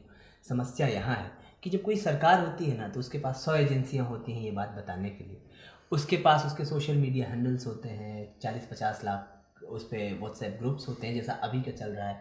उनके मंत्रीगण होते हैं, मीडिया के लोग होते हैं जो विज्ञापनों से वो ये बात फैला रहे होते हैं। और अच्छा है वो अपनी उपलब्धि को बताएंगे, ठीक बात है, इसमें कोई खराब बात नहीं। कभी इकलौता मुक्त माध्यम होता है जिसकी आवाज़ में थोड़ा दम है, जैसा आपने कहा कि 1 मिलियन रीच है।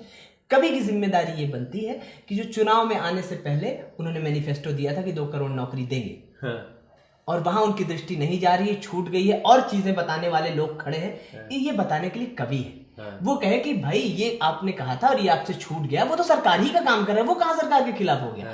आपको अब ये हो गया कि नहीं जिले इलाही पर कोई आवाज नहीं, उंगली कैसे उठाती, तो ये गलत बात है, ये खराब बात है, लोकतंत्र में ये ठीक बात नहीं है।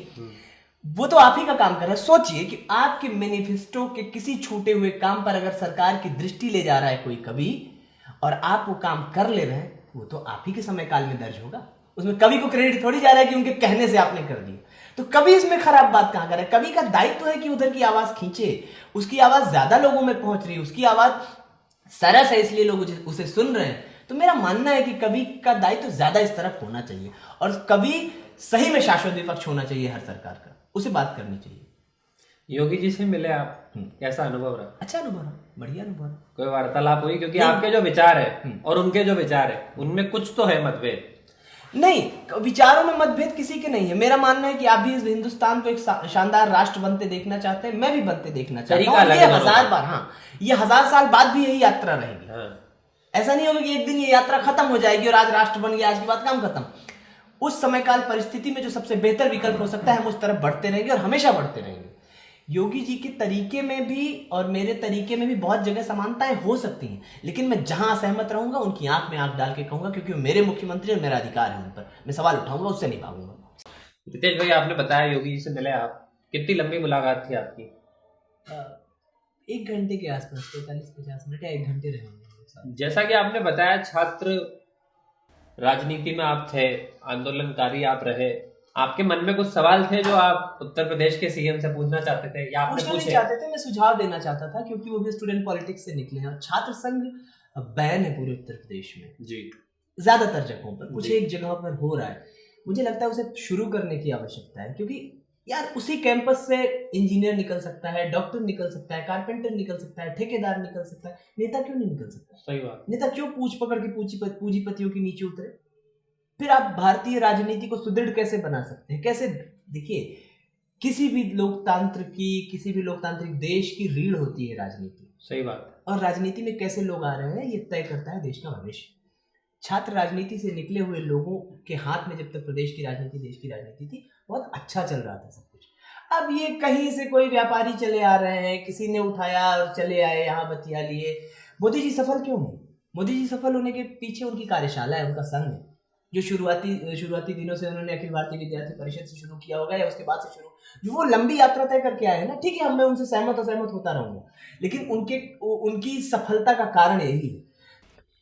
और ना, छात्र संघ कोई नई व्यवस्था नहीं है। छात्र संघ आज के हजारों साल पहले जब समुद्रगुप्त ने नालंदा विश्वविद्यालय की स्थापना की थी तो वहां शुरू किया था। नालंदा में 4000 लड़का पढ़ता था पूरे विश्व का, और 2 मैनेजमेंट काम करते थे वहाँ पे। एक बाह्य मैनेजमेंट काम करता था, एक आंतरिक मैनेजमेंट काम करता था। बाह्य मैनेजमेंट का काम था कि जो 200 गाँव की जमींदारी थी उस कॉलेज के नाम से, जहाँ से कर वसूल के आता था और कॉलेज की और तमाम चीज़ों के लिए, कि अध्यापक को वेतन कैसे जाना है या खान पान की क्या व्यवस्था, हॉस्टली व्यवस्था थी पहली बार, वो होता था। और आंतरिक मैनेजमेंट आंतरिक समस्याओं को देखता था। इन दोनों मैनेजमेंट्स के अलावा एक और चीज की स्थापना हुई थी, छात्र संघ की। अच्छा। जहां वो 4000 लड़का अपना एक प्रतिनिधि चुनता था, छात्र संघ अध्यक्ष चुनता था, लोकतांत्रिक तरीके से चुनता था, जो सवाल कर सके, जो छात्रों की समस्याएं बता सके, डीन से, उस समय के प्रिंसिपल से, उनके कॉलेज की मैनेजमेंट से। तो ये उस वक्त की व्यवस्था है। मैं मुख्यमंत्री जी से मिलूंगा तो मैं ये ज़रूर बात करूंगा कि आप स्टूडेंट पॉलिटिक्स से निकले, आप एबीपीपी से निकले हैं।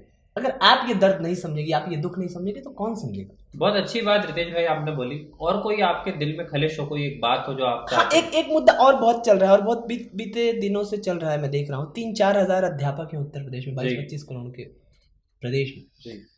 वो 4,000 3,000 के आसपास, मुझे एग्जैक्ट डेटा नहीं याद आ रहा है, तदर्थ शिक्षक है, तदर्थ, जिनकी भर्ती आयोग से नहीं हुई थी, मैनेजमेंट से हुई थी।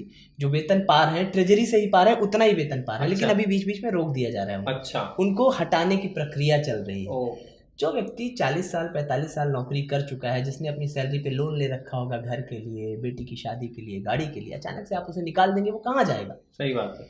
तो मेरा निवेदन एक दूसरा ये भी होगा, मैं मिलूंगा तो उनसे कहूंगा ये बात, आपका चैनल देखे तो वहां बात ये पहुंचे कि यार आप ट्रेजरी से वेतन दे ही रहे हैं, आपका अलग से कुछ नहीं जा रहा है, 98 का कागज खर्च होगा, आप उन्हें समावेशित कर लीजिए, उसके बाद ब्रैकेट गिरा दीजिए, फाटक गिरा दीजिए कि अब आयोग से भर्तियां होंगी, अब मैनेजमेंट से नहीं होगा, उनका घर बच जाएगा, वो भी इसी प्रदेश के लोग हैं। और ये बहुत बहुत आसानी से हो जाएंगी, ये चीजें पहुंचेंगी तो शायद हो भी जाएंगी। बहुत कमाल के आपके विचार है रितेश भाई। मैंने बहुत कम कवियों को ऐसा देखा है कि इतना गहराई में जाकर चीज़ों को समझते हैं, समाज को समझते हैं। इसी बात पर अगर आपकी कोई नज्म हो, आपको याद आ रही हो, क्योंकि एक उसके बाद जो टॉपिक रहेगा वो अलग टॉपिक रहेगा, इसलिए मैं चाह रहा हूँ कि इसके साथ में एक नज्म और सुन लूँ। मैं एक आंदोलन की नज्म सुनाता हूँ जो इन दिनों बहुत जगह गाई जा रही है, मैंने आंदोलनों में ही गाई है जी। सब कुछ मध्यम मध्यम सा है, हर आंख में कोई गम सा है। इन्हीं लोगों के हवाले से पढ़ रहा हूँ, छात्र संघ, जिनको स्टूडेंट पॉलिटिक्स छात्र संघ चाहिए, जो तदर्थ शिक्षक है, उनके हवाले से पढ़ रहा हूँ। स्वागत है। सब कुछ मध्यम मध्यम सा है, हर आंख में कोई गम सा है, सब कुछ मध्यम मध्यम सा है, हर आंख में कोई गम सा है। कोई बोल ना रहा है तौबा, लब खोल ना रहा है तौबा, तू नहीं कहे तो राजा सब धन खाएगा, तू चुप बैठा तो इनकलाब मर जाएगा। तो बोल दे साथी, दबा के बोल दे साथी, ज़बां को खोल दे साथी, तू कुछ तो बोल दे साथी, ज़बां को खोल दे साथी, तू कुछ तो बोल दे साथी, ज़बां को खोल दे साथी। भगत सिंह कहते थे कि आवाजें ऊंची करनी चाहिए। मंजिल तक आना है, मंजिल तक आना है हमको, लेकिन रास्ता छोड़ के आ। मंजिल तक, वो चाहते क्या है हमसे? मंजिल तक आना है तुझको, लेकिन रास्ता छोड़ के आ। हाथ बांध के बोला हमसे, पाँव खुले हैं दौड़ के आ। हाथ बांध के बोला हमसे, पाँव खुले हैं दौड़ के आ। कोई बोल ना रहा है तौबा, लब खोल ना रहा है तौबा, तू नहीं कहे तो अपने पर कटवाएगा, तू चुप बैठा तो इनकलाब मर जाएगा। तो बोल दे साथी, दबा के बोल दे साथी, ज़बां को खोल दे साथी, तू कुछ तो बोल दे साथी, ज़बां को खोल दे साथी, दबा के बोल दे साथी, तू कुछ तो बोल दे साथी। क्या बात है रितेश भाई, बहुत कमाल, बहुत कमाल, अलग माहौल में ले गए आप। एक सवाल मेरा सवाल कुछ और था पर आपने सुनाया। मैं आपके चेहरे की चमक देख रहा था जब आप इस तरह की कविताओं को, इस तरह की नज़्मों को पढ़ते हैं। आप गजल भी लिखते हैं, शेर भी लिखते हैं, कविताएं भी लिखते हैं, छंद भी लिखते हैं, गीत भी लिखते हैं। आपके मन का काम क्या है? सबसे अच्छा पसंद, जब आप क्या लिखते हैं तो आपका मन करता है? पता है, जब मैं किसी की याद में होता हूँ, किसी की मोहब्बत में होता हूँ, कोई बहुत याद आ रहा होता है, तो वो अच्छा लगता है। जो मैंने जैसी नज़्में आपको सुनाई, उस समय कहना अच्छा लगता है कि तू मोहब्बत नहीं समझती है, तू मोहब्बत नहीं समझती है, हम भी अपनी अना में जलते हैं, इस दफा बंदिशें ज्यादा हैं, छोड़ अगले जन्म में मिलते। क्या बात। उस समय वो अच्छा लगता है जब आंदोलन में होता हूँ और इस तरह की समस्याओं से घिरा हुआ होता हूँ, जो कि रोज होता हूँ समाज में रहने के नाते। इस तरह की चीज़ें रोज आती रहती हैं, तो ये चीज़ें भी अच्छी लगती हैं, ये जॉनर भी अच्छा लगता है, इस पर बात करना अच्छा लगता है, दोनों चीज़ें होती हैं। पर आपके चेहरे की चमक सबसे, प्रकाश जो है वो सबसे ज्यादा तब होता है जब आप देश की बात कर रहे होते हो। हाँ, ये कई लोगों ने ये बात कही है, नोटिस करी है, शायद सही हो, मुझे अपने बारे में इतना नहीं पता है, पर शायद ये बात आप कह रहे हैं तो सही हो। एक मेरा सवाल है रितेश भाई आपसे, थोड़ा इसमें लंबा उत्तर मुझे आपसे चाहिए, क्योंकि ये मेरे साथ साथ हजारों शायरों का, हजारों कवियों का सवाल है। पैसे को लेकर कभी बात होती नहीं है पोएट से, किसी को पता नहीं है कि कवि सम्मेलन मुशायरों में जो कवि जा रहा है, आयोजकों के अलावा किसी को पता नहीं कि वो कितने पैसे ले रहा है। कोई एक 18 साल का, 19 साल का, नागपुर में, भोपाल में, उत्तर प्रदेश में कहीं बैठा हुआ लड़का ये सोच रहा है कि मैं जीवन में शायरी करूंगा या मैं कविताएं लिखूंगा, उसको पता चलना चाहिए कि इसमें पैसा कितना मिलता है। ये उसको पता तब चलता है कि जब वो 5, 6, 7 साल तक समझौते कर लेता है और उसके बाद उसको अपनी वर्थ पता चलती है।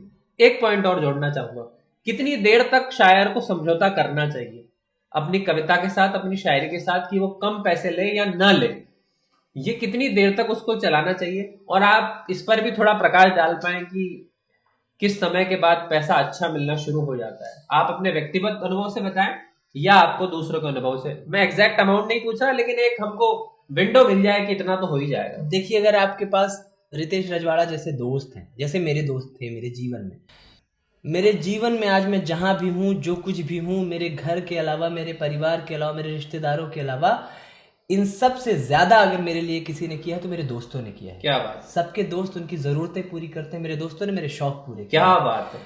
मैं जो कपड़े पहन के बैठा हूँ, इसमें भी शर्ट किसी की दिलाई हुई है, किसी ये अकरम ने दी होगी, पैंट ईशू ने दिलाई होगी, चप्पलें अजय ने दिलाई होंगी। इस तरह का है मेरा जीवन और हमेशा रहा है। तो अगर मेरे जैसे दोस्त हैं आपके पास, जैसे दोस्त मुझे दिए हैं, तो आपको लंबे समय तक चिंता करने की कोई आवश्यकता नहीं, आप जी सकते हैं। लेकिन आपका जो सवाल है कि कब तक समझौते करने चाहिए, जिस दिन आपको पता चल जाए कि आपके बगैर इनका काम नहीं चल रहा है ना, उस दिन आपको रेट बढ़ा देना चाहिए। और रेट लेने में, धन लेने में कतई कोई दिक्कत नहीं है, कोई इसमें कोई गिल्ट नहीं है, कोई ग्लानि नहीं है। दुनिया में, इंडस्ट्री में सबसे बेचारा व्यक्ति राइटर समझा जाता था, अभी नहीं है। उसकी देन जावेद साहब है, उसकी देन साहिर साहब, उसकी देन अभी इंडस्ट्री की अगर बात करूं तो मनोज भैया हैं, कविता वाली इंडस्ट्री की बात करूं तो कुमार सर है। इन्होंने बताया यार कि पैसे लो, 15-15, 20-20 लाख रुपए ले रहे हैं, और क्यों ना लेंगे। आपने बोला रेट बढ़ा देनी चाहिए जब इनका काम नहीं निकल रहा, तो मतलब रेट रखनी तो चाहिए शुरू से, क्योंकि कोई अगर शायर शेर लिख रहा है, अगर आपको अपने काम पे भरोसा है मित्र, अगर आपको अपने काम पर भरोसा है, तो रेट भी आप तय करेंगे। लेकिन इसके लिए आपका काम उस स्तर का होना चाहिए और आपको अपने काम पे भरोसा भी होना चाहिए। रितेश भाई, एक सवाल और मेरा आपसे है। उस्ताद शायरों की हमने बात करी, मैं कई ऐसे नए लोगों से मिलता हूँ, हालांकि मैं भी नया ही हूँ, लेकिन जो 18-19 साल के, 20 साल के, जिनको कुछ दिशा नहीं पता, कुछ नहीं पता, उनका एक शिकायत हमेशा रहती है कि जो उस्ताद शायर हैं, जो बड़े शायर हैं, जो अपनी सत्ता हिलाना नहीं चाहते, अपने पास बिठाना नहीं चाहते, बिठाने के पहले कई फिल्टर लगा रखे हैं, दूसरे लोगों से बात करो, पहले ये सीख कर आओ, पहले ये बात कर आओ।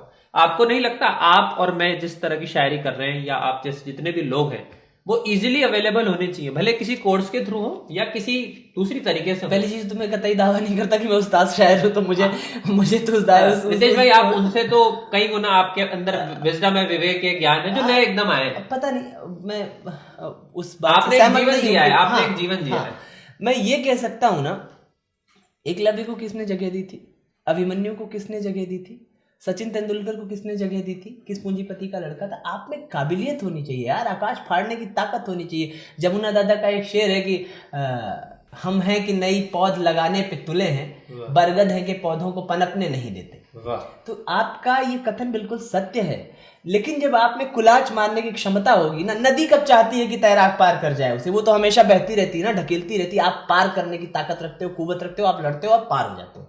तो ये क्षमता जिस दिन आप में हो जाएगी ना, किसी की जरूरत नहीं है यार, आप कर लोगे। रितेश भाई, जब मैं एक नए शायर, राम को किस गाइड ने दिखाया होगा लंका? बिल्कुल नहीं दिखाया। मैं जब एक नए शायर के लिए चीजें आसान करने का प्रयास करता हूँ, आप कहते हो कि उसको पात्र बनना चाहिए। आपने बहुत अच्छा शेर सुनाया, एक शेर मुझे भी याद आ रहा है, कुछ फूल ऐसे भी हैं जिन्हें माहौल न मिला, खिल तो रहे हैं मगर जंगलों में रहते हैं। तो आप ये कह रहे हैं कि उस फूल की जिम्मेदारी खुद की है कि वो जंगल से निकलकर बगीचे में आए। मैं कहता हूं कि कोई उसको रास्ता तो बता दे।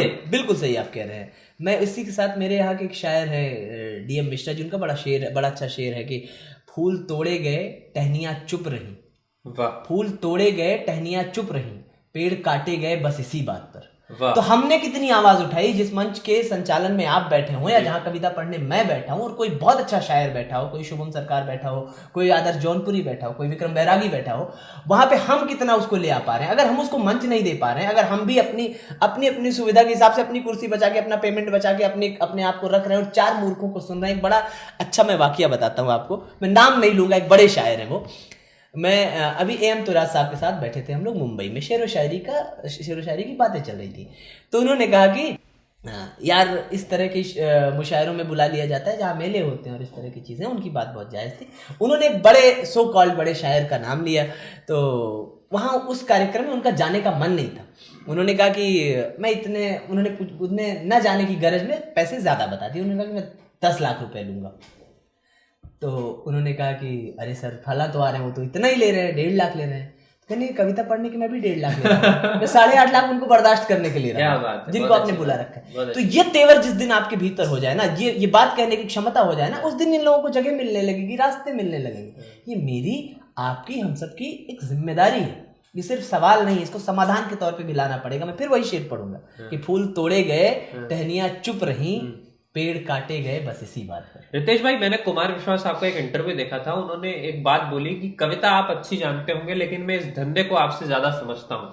आपको क्या लगता है, एक आयोजक जो रहता होगा, वो एक जो बजट पास करता होगा किसी भी कवि सम्मेलन में, किसी भी मुशायरे में, जो संयोजक है, जो बुला रहा है कवियों को, आपको नहीं लगता है वो 75% या 60% अपने पास रखकर और नए कवियों को कम पैसे में बुलाकर कविता सुनवाता होगा? सबकी यात्राएं वहीं से शुरू होती है। मैं पहले दिन अगर चाहूँ गीत लिखकर कि मैं भी 12 लाख रुपए या 15 लाख रुपए लूँ जितना मनोज भैया चार्ज करते हैं, या 25 लाख लूँ, नहीं ले पाऊंगा ना। मैं मेरी यात्रा कहीं से तो शुरू करनी पड़ेगी। मुझे उस यात्रा से डिगना नहीं है, मुझे उस रेट से, उस पैसे से होपलेस नहीं हो जाना है कि मुझे तो 10 ही हज़ार मिल रहे हैं। उस 10,000 से ज़्यादा वो 10,000 जो सामने लोग बैठे, उनकी तालियां कितनी उठा पा रहा हूँ मैं, उनसे वाह कितनी पा रहा हूँ, सोशल मीडिया पे मैं कितना वायरल हो पा रहा हूँ, इस बात पर ध्यान देने की आवश्यकता है। आज तो बड़ा अच्छा दौर है ना, आज तो यूट्यूब पे आपके कॉन्टेंट वायरल हो तो आप वहां से पैसे कमा रहे हो। गाने लिखने आप इंडस्ट्री में गए, चलो आपको 15,000 रुपए मिल रहे हैं गाने लिखने में, एक भी नहीं मिल रहा है, ना मिले आप गाने लिखो, उसकी रॉयल्टी जो आएगी वो तो आपसे कोई नहीं छीनेगा ना, वो तो संविधान आपको दे रहा है, IPRS आपको आ रही है ना 25%, तो वो तो आपसे कोई नहीं छीना। तो आप कंटेंट पे ध्यान दो। मैं फिर कहूंगा कि काबिलियत जरूरी है, नहीं एक आप रोहन गावस्कर होके, सुनील गावस्कर के बेटे होके खेलने जा सकते हो ग्राउंड में, रन नहीं बना सकते। रन बनाने के लिए ना आपको विराट कोहली होना पड़ेगा, रोहित शर्मा होना पड़ेगा, और जिस दिन आप ये कर लेंगे ना, आपसे कोई छीन नहीं सकता है। अब वो जमाना चला गया कि आशीष विस्टन जयदी उत्तर प्रदेश के लिए बॉल फेंकते रह गए और कभी इंटरनेशनल टीम में नहीं है। आज 4 दिन में उठने लगती हैं चीजें, सब जानता है सबको। रितेश भैया, आज जहां आप खड़े हो, जहां पर बैठे हो, आपकी यात्रा अद्भुत रही होगी। मैंने उसको जिया नहीं है लेकिन उसके बारे में सुना है, पढ़ा है। जब हम संसाधनों से जुड़ते हैं, 5 स्टार में जाते हैं, प्लेन में सफर करते हैं, विदेश सफर करते हैं शायरी की दुनिया में, तो सुख कम होते हैं या सुख बढ़ जाते हैं? आपके अंदर का दुख कितना है, मैं ये जानना चाह रहा हूं। आपके अंदर की ग्रेटिट्यूड की क्षमता कैसी है, या आपको लगता है पहले जीवन ठीक था, अब थोड़ी समस्याएं आ गई? नहीं, सब मैं जीवन को हर पल आनंद में लेता हूँ। बस एक बात ये कहना चाहता हूँ कि जब आपको सफलताएं ज्यादा मिल जाए ना, जब आपको चीजें मिलने, हालांकि मैं इतना सफल व्यक्ति नहीं हूँ जितना हल्ला है, यात्रा में हूँ, जब आपके हाथ में आकाश के तारे हों, आपके पांव तब भी जमीन पे रहने चाहिए, तब आपका कद बड़ा होता है। क्या बात! आप उड़ के आकाश के तारे पकड़ ले और आपसे पांव से जमीन छूट जाए तो आपका कद बड़ा नहीं होता है। दूसरी बात, जितने भी कवि हैं, लेखक हैं, मैं औरों की बात नहीं जानता, दुख भी अलग तरह के होते हैं। राम का दुख 14 वर्ष में अयोध्या की वापसी पर समाप्त हो गया जी। कौरवों का दुख 13-14 वर्ष में अज्ञातवास के बाद समाप्त हो गया। हम लोगों के हिस्से में कृष्ण का दुख है, जो अपने घर से निकले तो कभी नहीं लौट पाए, जो राधे से बिछड़े तो कभी नहीं मिल पाए। तो हमारे आपके हिस्से में ना कृष्ण का दुख है। हम संवेदनशील लोग हैं यार। हमारी सड़क पे गाड़ी से हम सड़क पे जा रहे हैं और कहीं किसी कुत्ते के पाँव में चोट लगी, हमारी नजर पड़ जाए ना, तब भी एक रोटी हम कम खा पाते हैं। हम एक मेरी दोस्त है दीपाली अग्रवाल, बहुत अच्छा लिखती है, वो एक बात कहती है, वो कहती है ना यार, जीवन का जो मूल स्वभाव है ना, दुख है। खुश तो हम कभी कभी हो जाते हैं। जिसके भीतर चेतना होगी दोस्त, जिसके भीतर सोचने की क्षमता होगी ना, वो संवेदनशील होगा ना, वो दुखी रहेगा।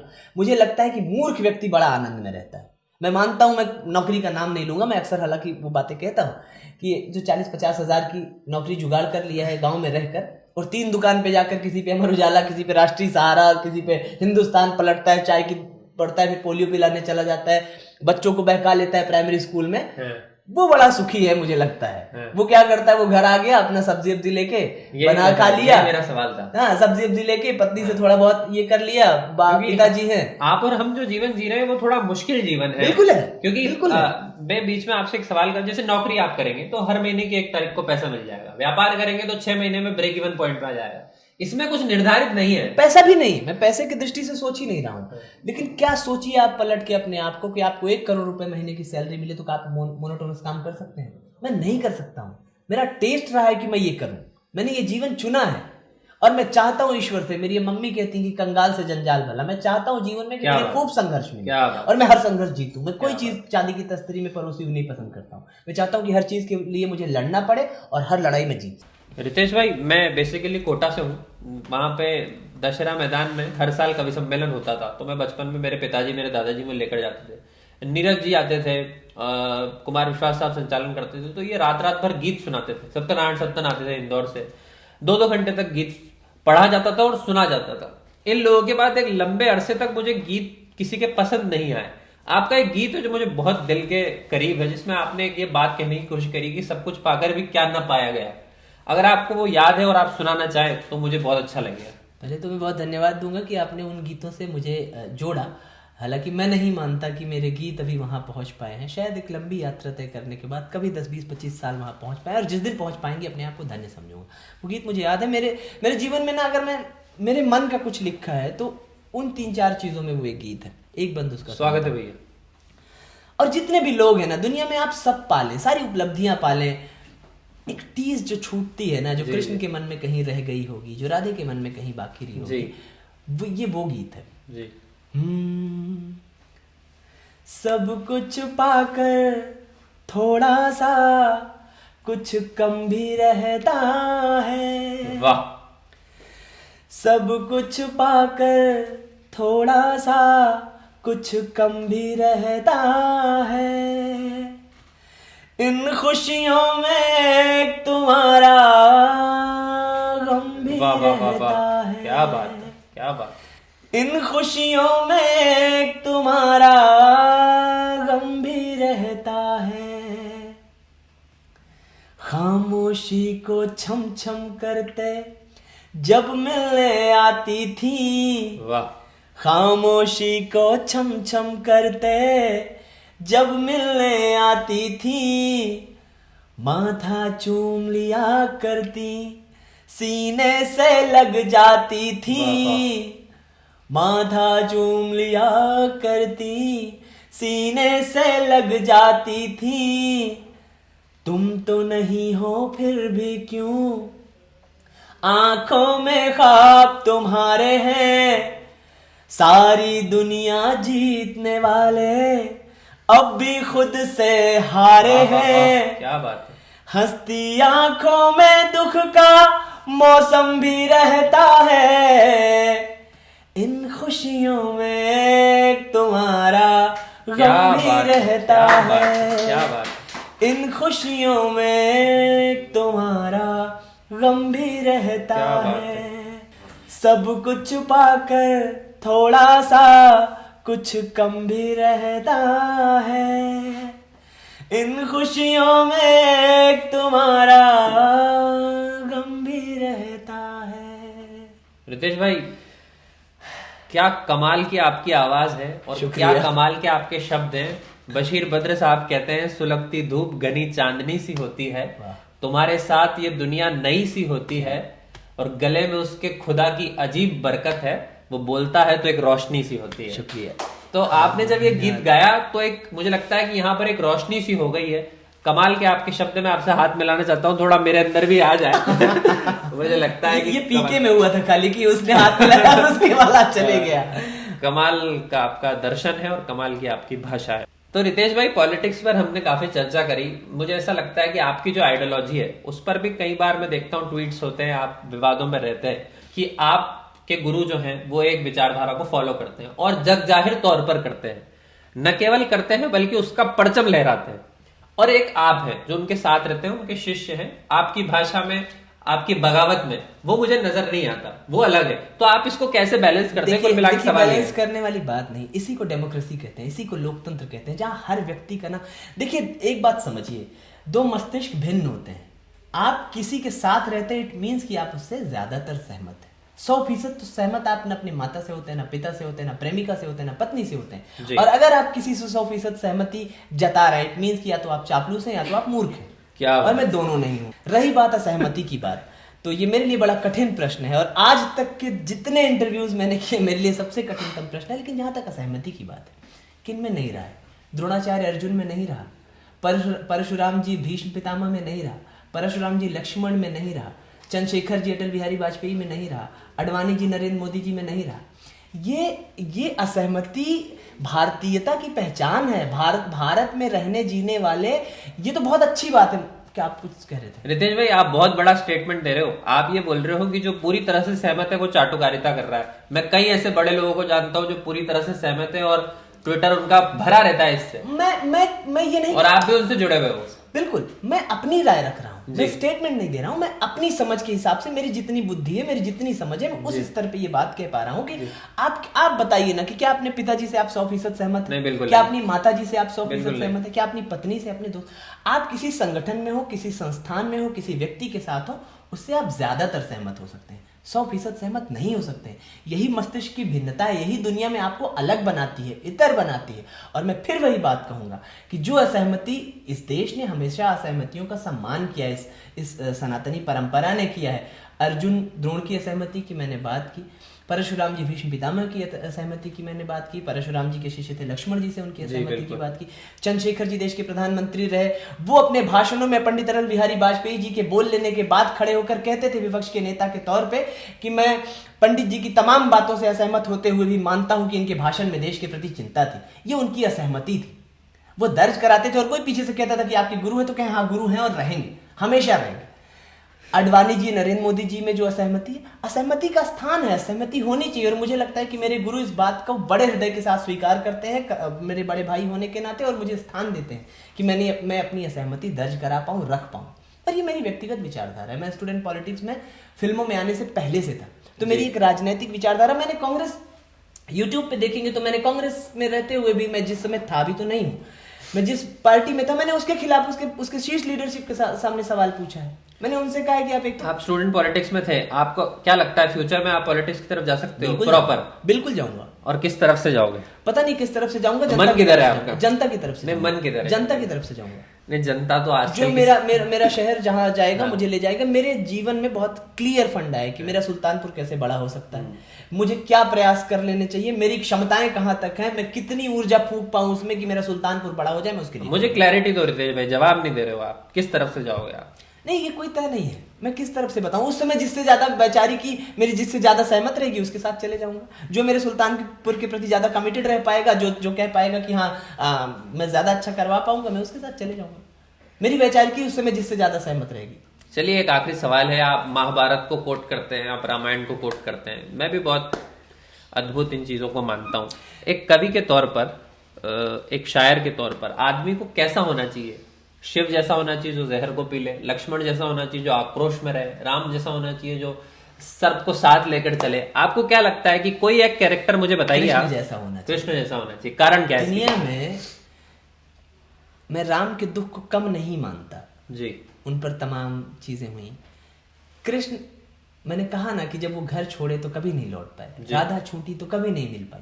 उन पर कितनी उलाहनाएं लगी कि ये रणछोड़ हैं, ये तो झगड़ा लड़वा देते हैं, ये तो युद्ध करवा देते हैं ना, ये तो छलिया हैं। कृष्ण ने सब मुस्कुरा कर सहा और अंतिम समय तक अपने काम में लगे रहे, अपने काम में लगे। कृष्ण को रोता नहीं देखा होगा आपने कहीं जी। कृष्ण से बड़ा दुख किसी का नहीं दुनिया में। तो मुझे लगता है कि कृष्ण की तरह होना चाहिए। कमाल की बात है, जबरदस्त। हाँ, एक बात मैं फिर से क्लियर कर दूं कि वो मेरे गुरु हैं, थे, हैं और रहेंगे। ये बात मैं झुटला के भी नहीं झुटला सकता, ये सच फिर भी सच रहेगा कि मैंने उनसे सीखा हुआ है, लेकिन मेरी असहमति मेरे मस्तिष्क द्वारा उपजाई हुई चीजें हैं, मैं उस पर सवाल उनका क्या रिएक्शन रहता है जब आप असहमत हैं? वो सुनते हैं। अगर मैं पारिवारिक आंतरिक बात करूं तो वो सुनते हैं, मेरे फैक्ट्स को भी सुनते हैं, मेरी चीज बहुत बार वो मुझसे असहमत होते हैं और होना भी चाहिए। मुझसे असहमत होते हैं, वो अपने पक्ष रखते हैं खाने की टेबल पे, मैं अपने पक्ष रखता हूँ। और स्वामी विवेकानंद जी ने कहा है ना कि स्वामी विवेकानंद जी को जब रामकृष्ण परमहंस जी समझाने लगे शुरुआती दिनों में लिया तो वो उकताते थे, वो भागते थे। उन्होंने उल्टे लटक के ब्रह्म राक्षस की प्रतीक्षा करी, ब्रह्म राक्षस दिख जाए तो मैं पेड़ से उतर जाऊंगा। केले के बागान में जाके हनुमान जी की प्रतीक्षा करी कि हनुमान जी दिख जाए तो मैं मतलब दर्शन कर लूं, कहाँ नहीं दिख रहे। तो मैं भी शायद उसी उसमें हूँ कि मैं भी ब्रह्म राक्षस की प्रतीक्षा कर रहा हूँ। मेरा सवाल है, मेरे अंदर की जिज्ञासा है, मैं उससे मैं उन्हीं विमर्शों से बना हूं, मैं उन्हीं विरोधाभासी स्वभावों से बना हूं, अपने साथियों से बना हूं। तो रितेश भाई, एक आखिरी सवाल मेरे मन के अंदर अभी उत्पन्न हुआ है। कोई एक किताब 2-3 आप बता पाए जो एक इमर्जिंग पोएट्स पढ़ना चाहें, जिनसे उनके जीवन में परिवर्तन आए और सकारात्मक परिवर्तन आए, तो वो कौन सी किताबें होंगी? मुझे लगता है ना कि अगर कविता में पढ़नी चाहिए तो रश्मि रथी जरूर पढ़ लेनी चाहिए। रश्मि रथी जरूर पढ़ लें, मुंशी प्रेमचंद जी को पढ़ लें। रश्मि रथी तो जरूर ही पढ़नी चाहिए। रश्मि रथी ना आप में ऊर्जा फूंक देगी। रश्मि रथी आपको जब आप पढ़ेंगे ना, मैं पहली बार जेल गया था, मैंने 1000 बार ये उदाहरण दिया है। मैं पहली बार जेल गया था तो मैं बड़ा दुखी था, क्योंकि जिस आंदोलन के बाद मैं गया था वो आंदोलन बड़ा सकारात्मक था। मुझे किसी ने पंक्तियां भेजी थी, मेरे बड़े भाई हैं अभिषेक सिंह राणा, मैंने शुरू में उनका नाम लिया था, उन्होंने मुझे पंक्तियां भेजी थी। वहीं से मेरे रश्मि रथी के प्रति मोह जगा कि वसुधा का नेता कौन हुआ, भूखंड विजेता कौन हुआ, अतुलित यश क्रेता कौन हुआ, नवधर्म प्रणेता कौन हुआ, जिसने न कभी आराम किया, विघ्नों में रहकर नाम किया। जब विघ्न सामने आते हैं, सोते से हमें जगाते हैं, मन को मरोड़ते हैं पल पल, तन को झझोड़ते हैं पल पल, सत पथ की ओर लगा करके जाते हैं हमें जगा करके। है कौन विघ्न ऐसा जग में, टिक सके वीर नर के मग में, खम ठोक ठेलता है जब नर, पर्वत के जाते पांव खड़, मानो जब जोर लगाता है पत्थर पानी हो जाता है।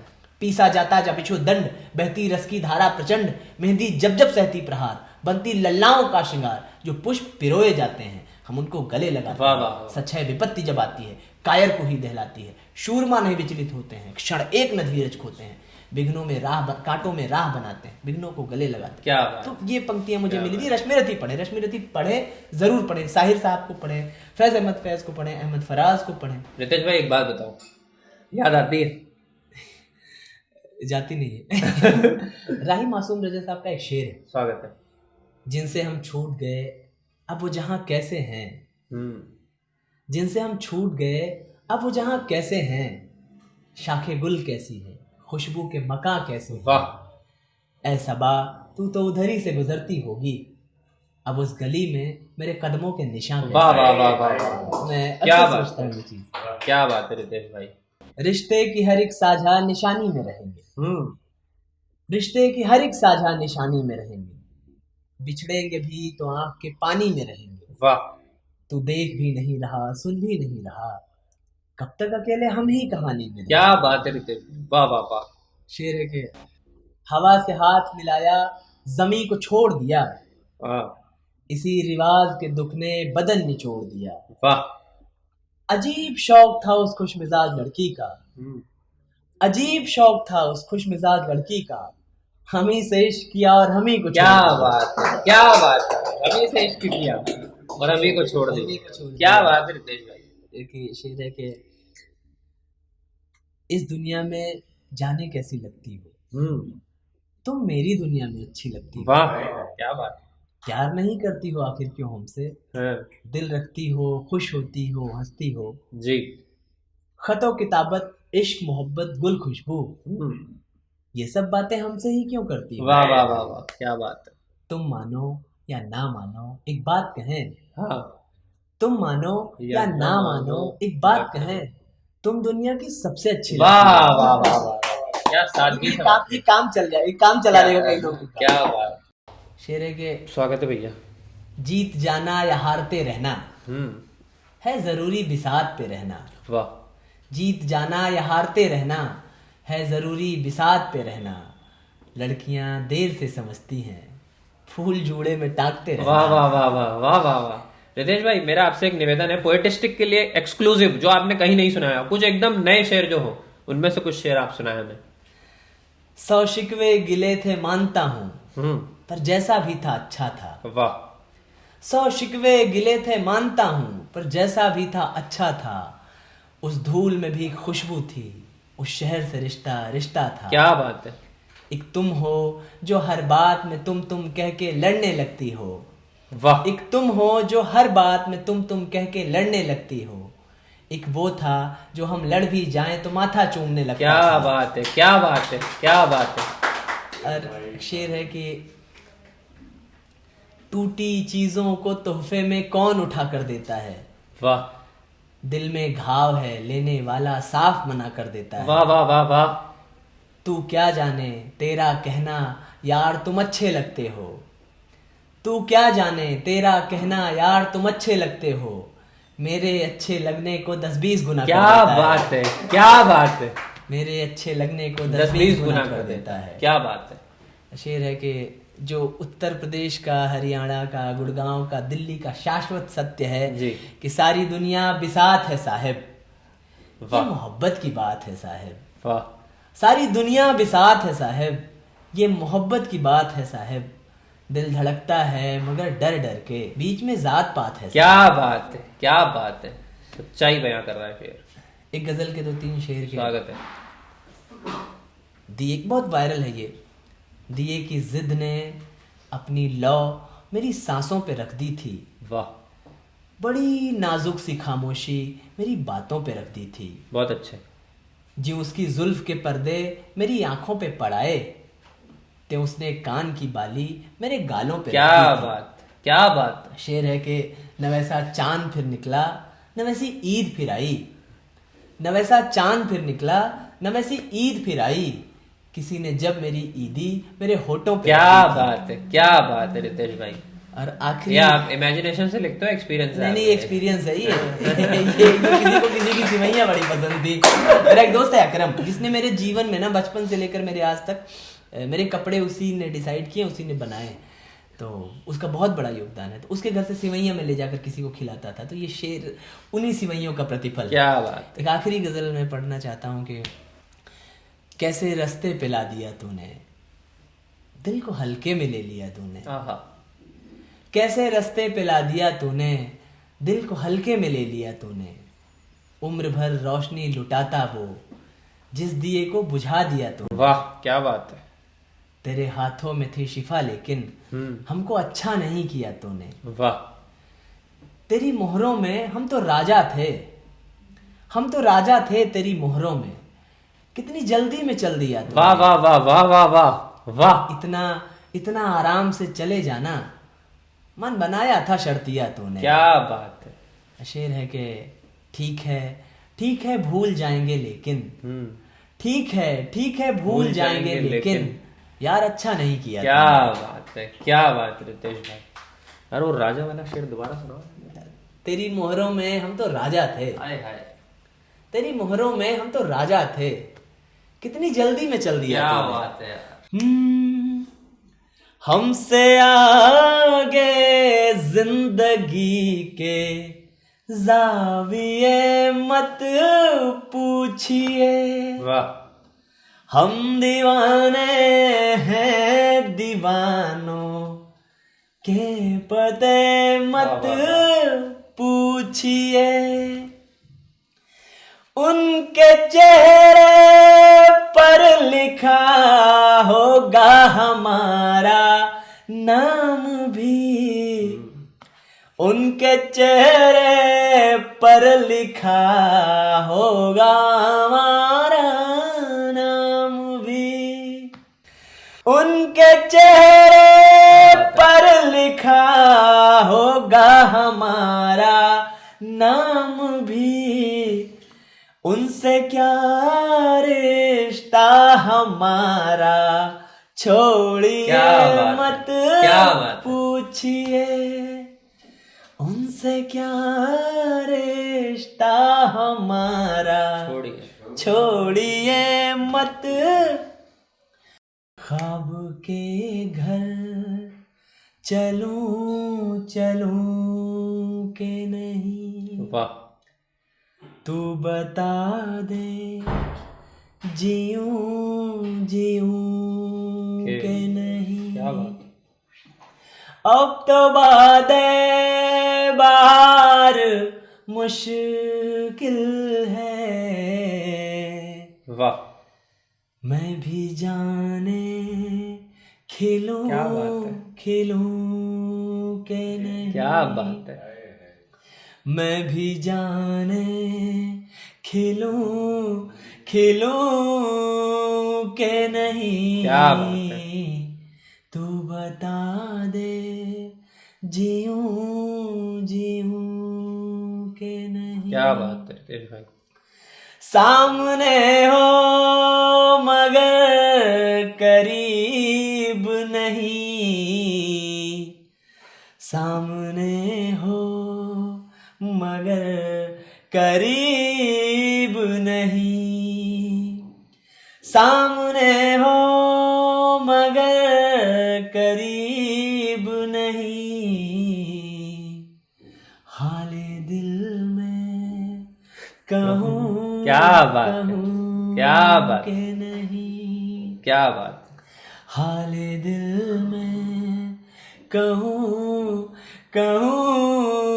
के नहीं, तू बता दे जीऊं जीऊं के नहीं।